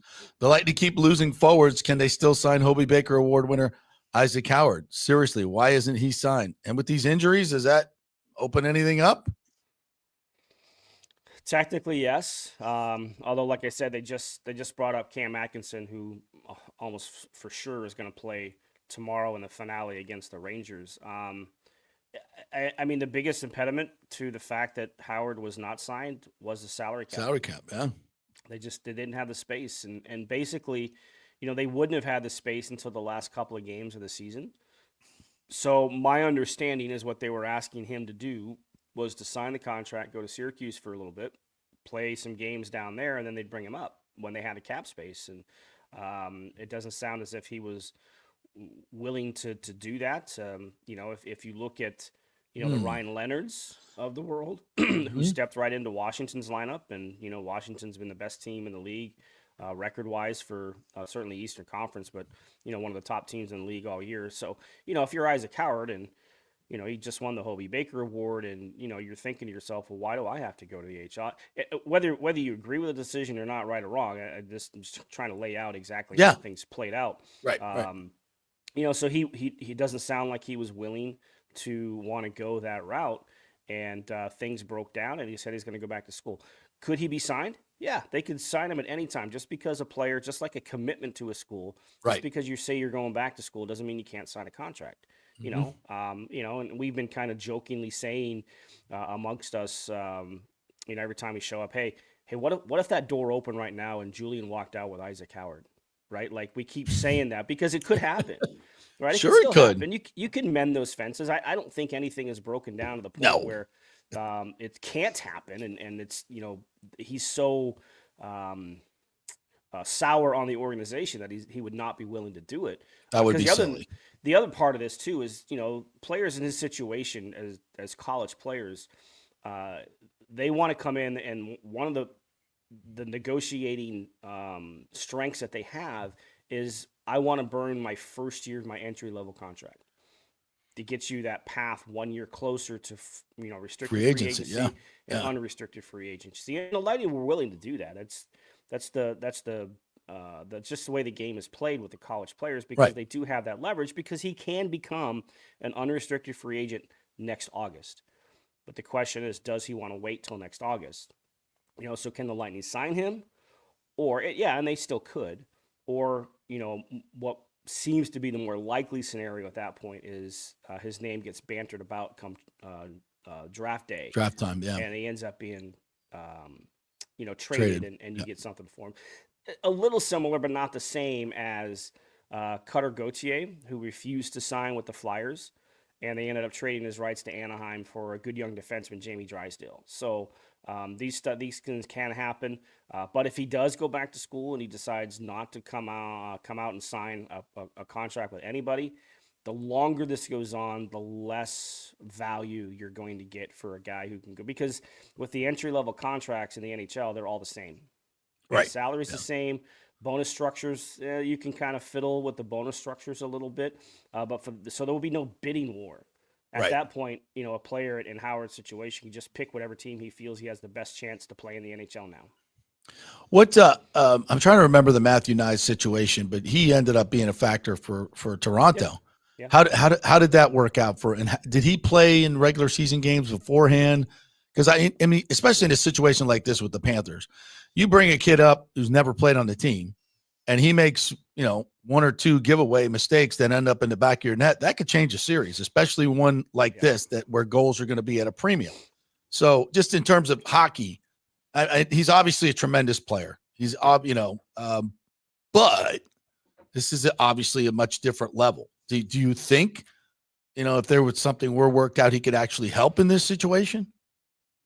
For sure. I mean, he's a super talented player. Like, he's got a terrific shot. He gets it off really quick, and he scored clutch goals. Yeah. Right. Like, you think of the gold medal match for Team USA last January.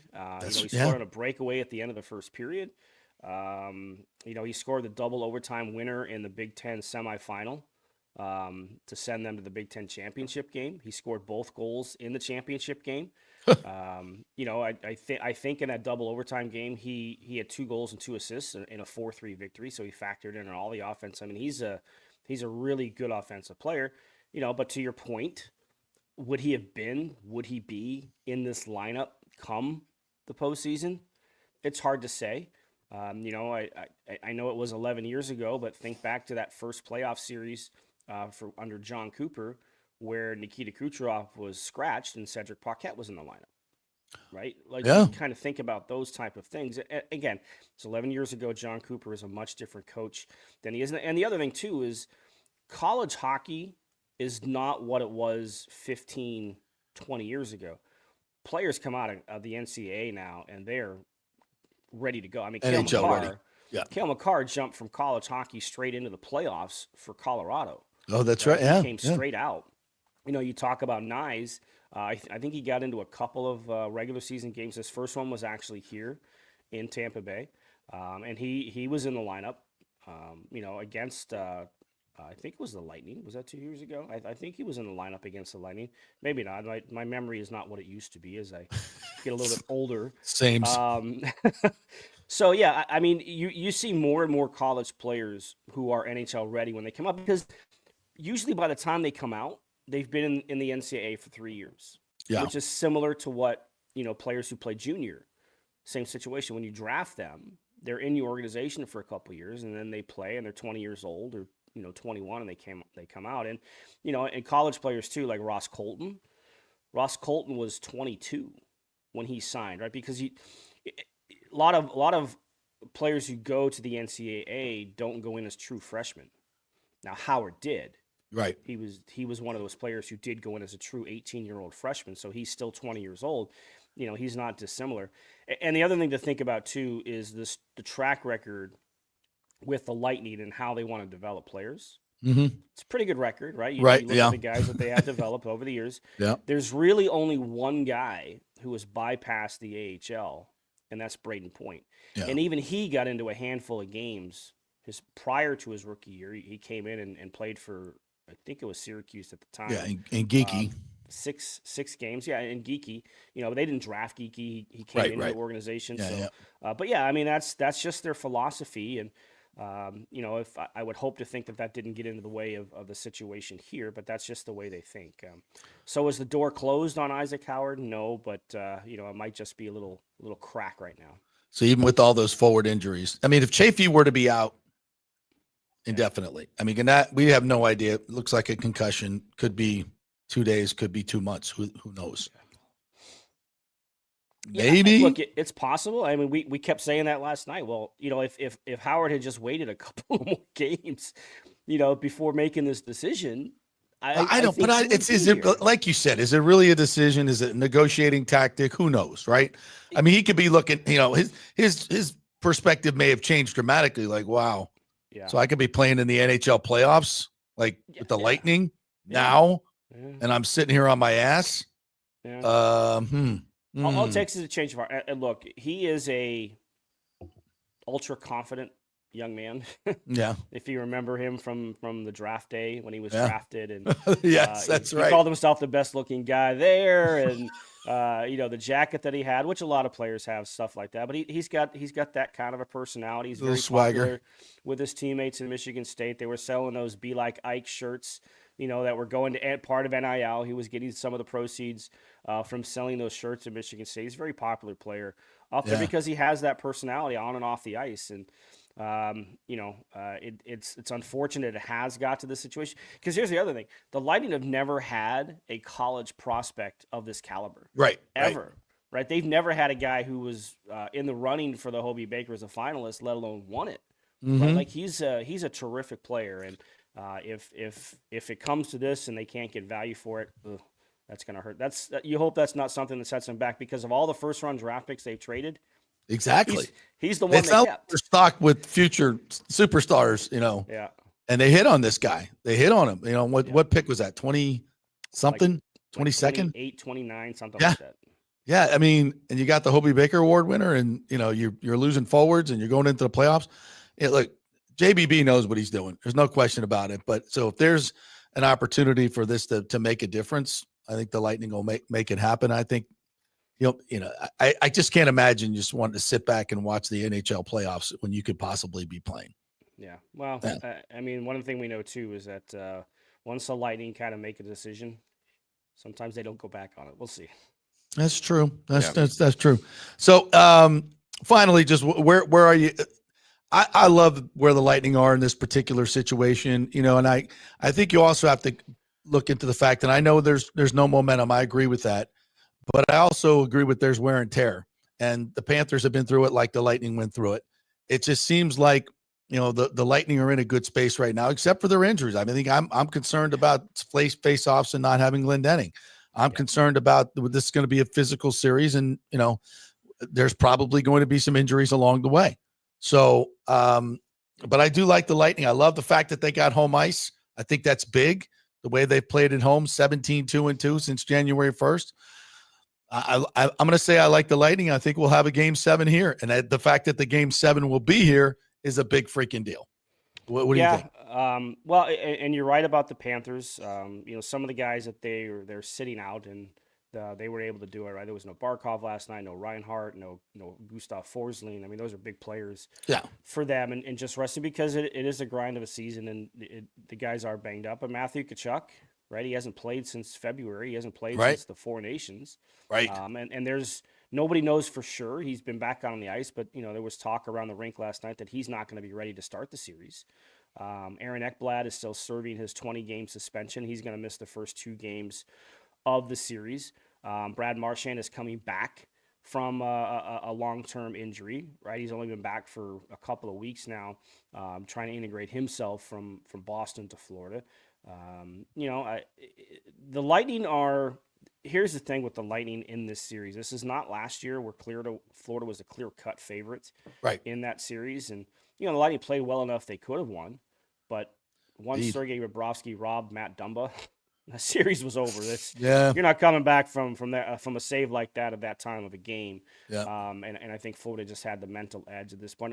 I just think Tampa Bay this year is in a much different place in terms of the style that they can play. Yeah. Ryan McDonough's addition has been huge. I don't think we can underestimate exactly the impact he has had on this team. But you look at the 5-on-5 numbers, and the power plays, the numbers are good. They've had some bouts of inconsistency in trying to find anything. How much of a factor can that be in a playoff series? You don't think you're going to get many power plays in the playoffs, so we'll see how that plays out. But that's where the 5-on-5 comes into play. And the Lightning are one of the best 5-on-5 teams in terms of offense and defense and goal differential in the league.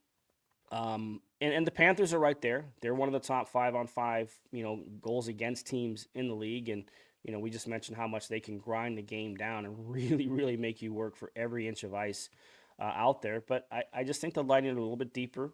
The loss of Bjorkstrand doesn't help. A 20-goal scorer who scored some clutch goals in the playoffs in his career. That hurts. Don't know when or if he's going to come back. When John Cooper uses the phrase, hopefully he can come back at some point in the playoffs. Yeah, I get the sense he's not going to be available for the first round at a minimum, even if they get to the second round. But I'm with you. I just like the way that they play this year compared to last year. They're comfortable. They're a little bit more comfortable in playing games that they grind out. I go back to the game in Dallas at the beginning of March and how they went toe-to-toe with the Stars, who are one of the best defensive teams as well, and they controlled a lot of that game. Now, it ended up going to a shootout. But just the style, if you want to grind the game down, they're comfortable grinding it down. And you need that sort of mentality in the playoffs. Certainly the teams are much closer this year. You mentioned it. The Panthers have been to 2 straight Stanley Cup finals. That's right. And we saw it here, how difficult it can be. The Lightning found a way through it, but it took getting past Toronto after being down 3-2 in round 1 to rally and win that series before starting that next run to a Stanley Cup final. So it can be done, but they're already banged up. Paul Maurice has already mentioned a couple of times in the last 2 games about how they've played like 9 games in 20 days or something like that. So they've had a grind of a schedule down the stretch. But everything starts fresh. It's everybody's 0-0 come most likely on Sunday. And the thing is, too, is the Lightning still have one more game left to go. They're getting on a plane this afternoon. And they can't use a bunch of reserves because of the salary cap. They could the Panthers could have put their whole AHL team out there in a meaningless game. The Lightning can't do that because of the salary cap. Yeah, but I wouldn't play Kucherov a hell of a lot. Well, if you looked at the ice time last night, and I think the game kind of dictated some of this. Nobody was over 20 minutes, and everybody but Chafee was over 12. Yeah. Right. Yeah. So I think the coaches did a good job of spreading the minutes out in that game. And there weren't a ton of power plays. I know it kind of there were some, and probably more than we would have thought. But, they were able to spread that ice time around. I think you'll see something very similar tomorrow. Obviously, the game has no meaning at all for either team. The Rangers are out. The Lightning are locked in. Hopefully, it's played to that style. Yes. No hitting allowed. Andrei Vasilevsky's not going to play. Play like an all-star game. Yes. Yeah. No hitter league. It's going to be hopefully Vasilevsky stays in bed. Well, you know what? I think they would love to do that. I don't know if the salary cap's going to allow that to happen. Yeah. I don't know because you just would use have the to e-goalie. Send Johansson and let the e-goalie come in. We discussed the possibility of doing that too. Yeah. Send E-bug. Yeah. Yeah. So, but I think in an ideal world, they would just leave Vasilevsky here. We'll see if that happens. Absolutely. All right, Eric, tell everybody how they can get the great playoff coverage at lightninginsider.com. Yeah, that's the website. There's 2 plans you can sign up for: monthly plan for $4.99, a yearly plan for $40. So, less than a trip down to the coffee shop. You get the coverage. I'll be all over the playoffs. I'm probably going to go down to Sunrise, so I'll probably be on the road for at least the start of this series and start of what we hope is another long playoff run. I've never been to that rink. I think I might go down for a couple games. That could be fun. It is literally on the edge of the swamp. Yeah, I know that. I know.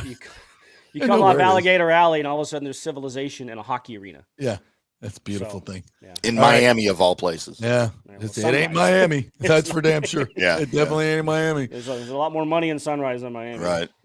Our partner, appreciate you. Thank you. All right, boys. Be well. Great, Eric Erlinson. All right, we'll do one more break. We'll come back and finish up, get you ready for some Rays action tonight, and a couple other nuggets we have for you here.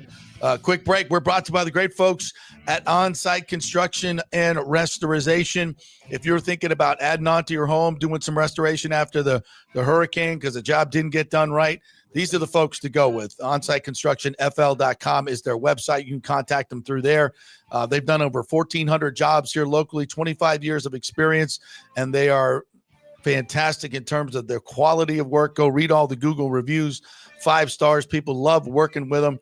And they do really, really good work. OnSiteConstructionFL.com is the website. Back in 3. Hey, JP here for my concierge medical professional, Chris Lugo, PA. You've heard him on the show for a couple of years where he shares invaluable medical, nutritional, and supplement advice. With Chris, it's like having a medical provider as your best friend. What I love about this concierge service is the convenience and support he offers. I can text or call him 24/7 with any questions or concerns, and he'll promptly call in a prescription if needed. No office visits or copays required. It gives me peace of mind knowing I have someone genuinely invested in my health, not just focused on insurance profits.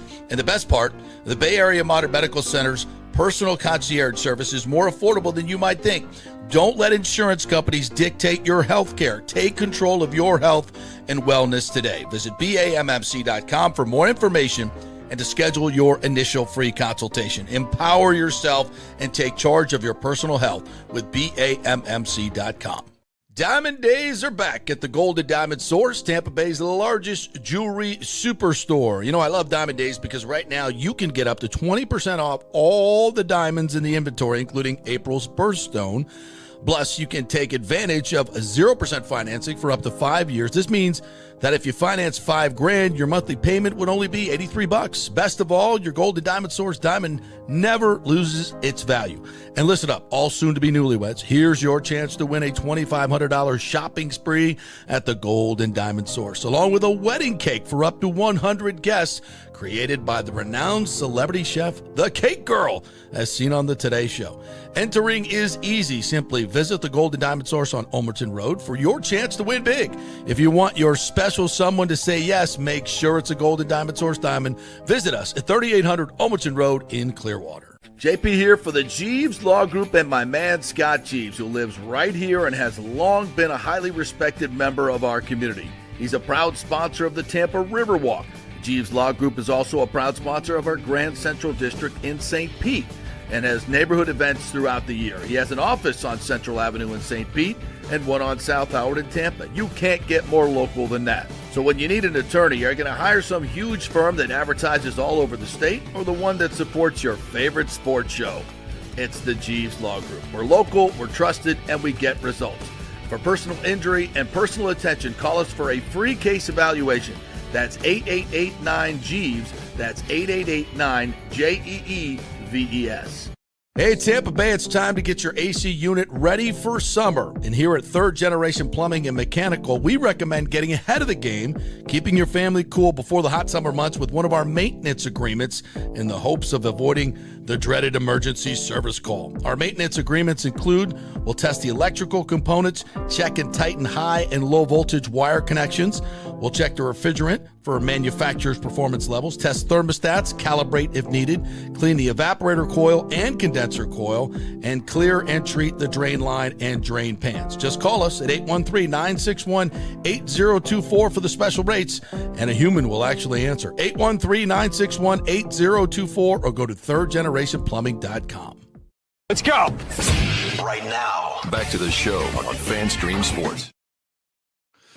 All right, welcome back to the JP Peterson Show, brought to you by the great folks at Third Generation Plumbing. If you got any issues going on with your AC, because they do AC as well, anything around the house, it's mechanical, it's plumbing, it's AC, whatever you got. And they're doing a special right now. Just go to their website, thirdgenerationplumbing.com, give them a call.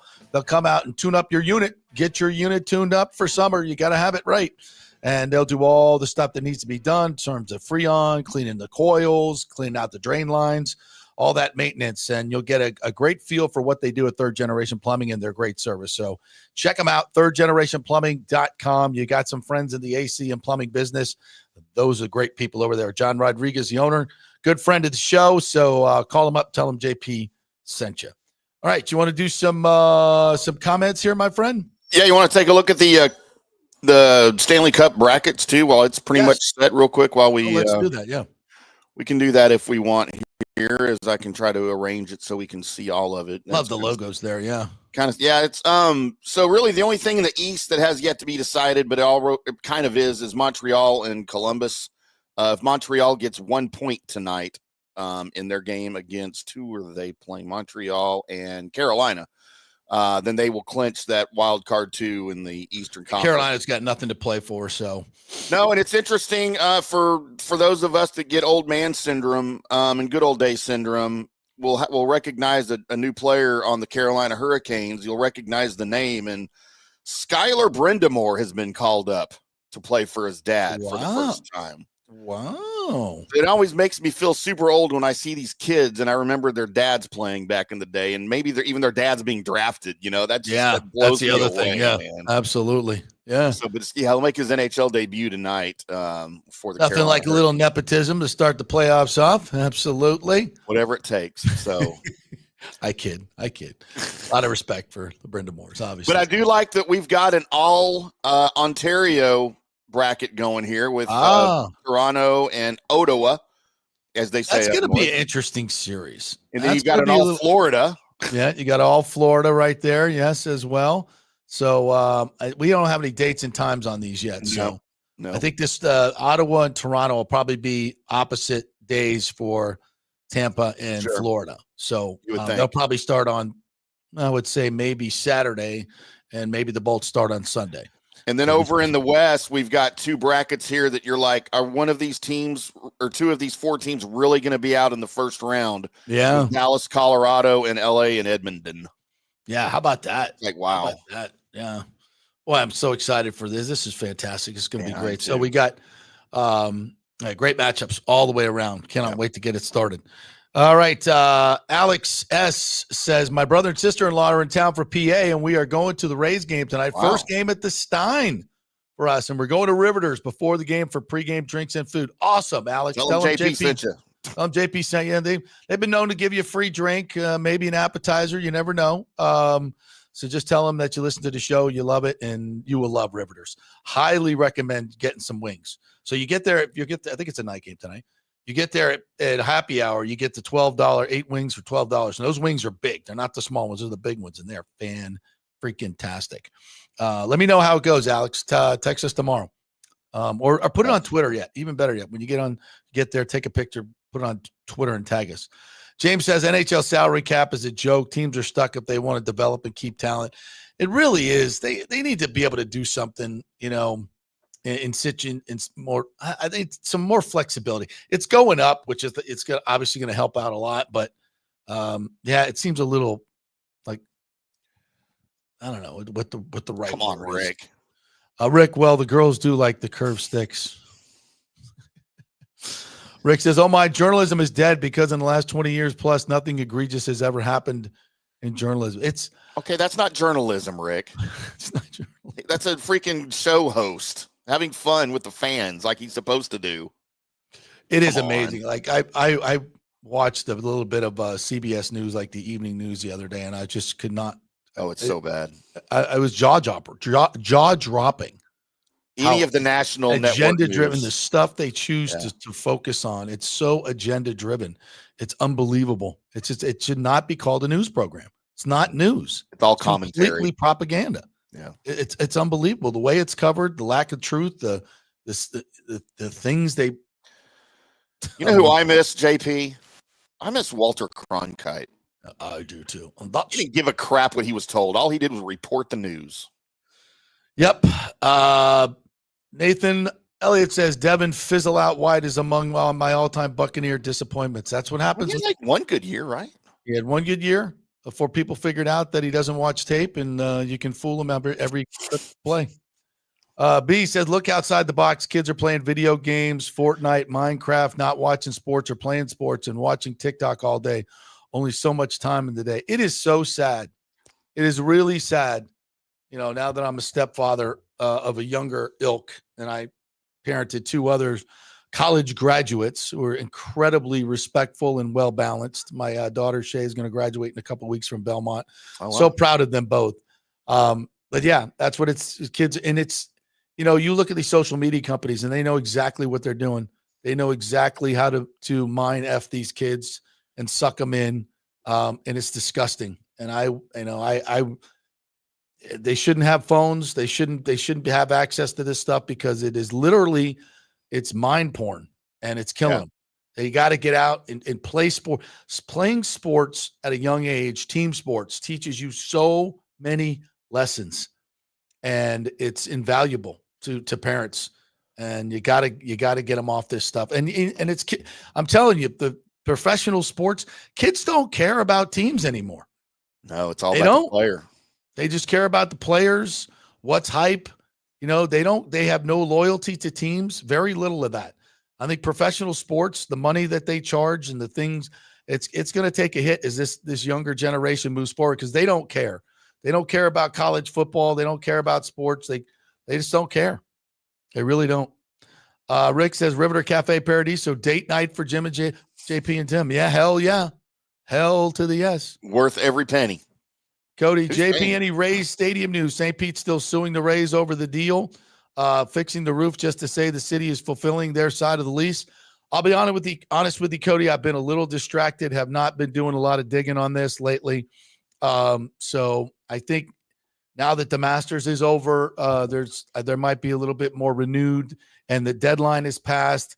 I think Stu is kind of weighing his options right now.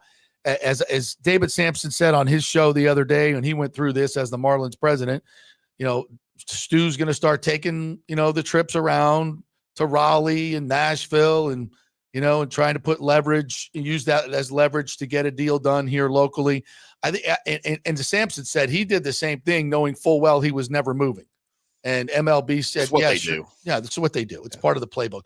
But I think Stu is in such a different situation because the other owners are done with him. They're done with him. They're not the old playbook doesn't work. They just want him to sell. Right. So I think it's a matter of Stu just finally figuring out and accepting that he's just going to have to take his $1.5 billion profit and walk. Poor fella, you know, pick himself up, dust himself off, you know, collect that cash and move on. It's just, it's barring any huge developments, or there's something behind the scenes that Stu has on Manfred or MLB, you know, he'll try to fight it. There's no doubt about it. But I don't know why, because I don't necessarily see the value of his team increasing exponentially in the next few years. I don't. I think he's poisoned the water. That affects the value of the team because he can't get a stadium deal done.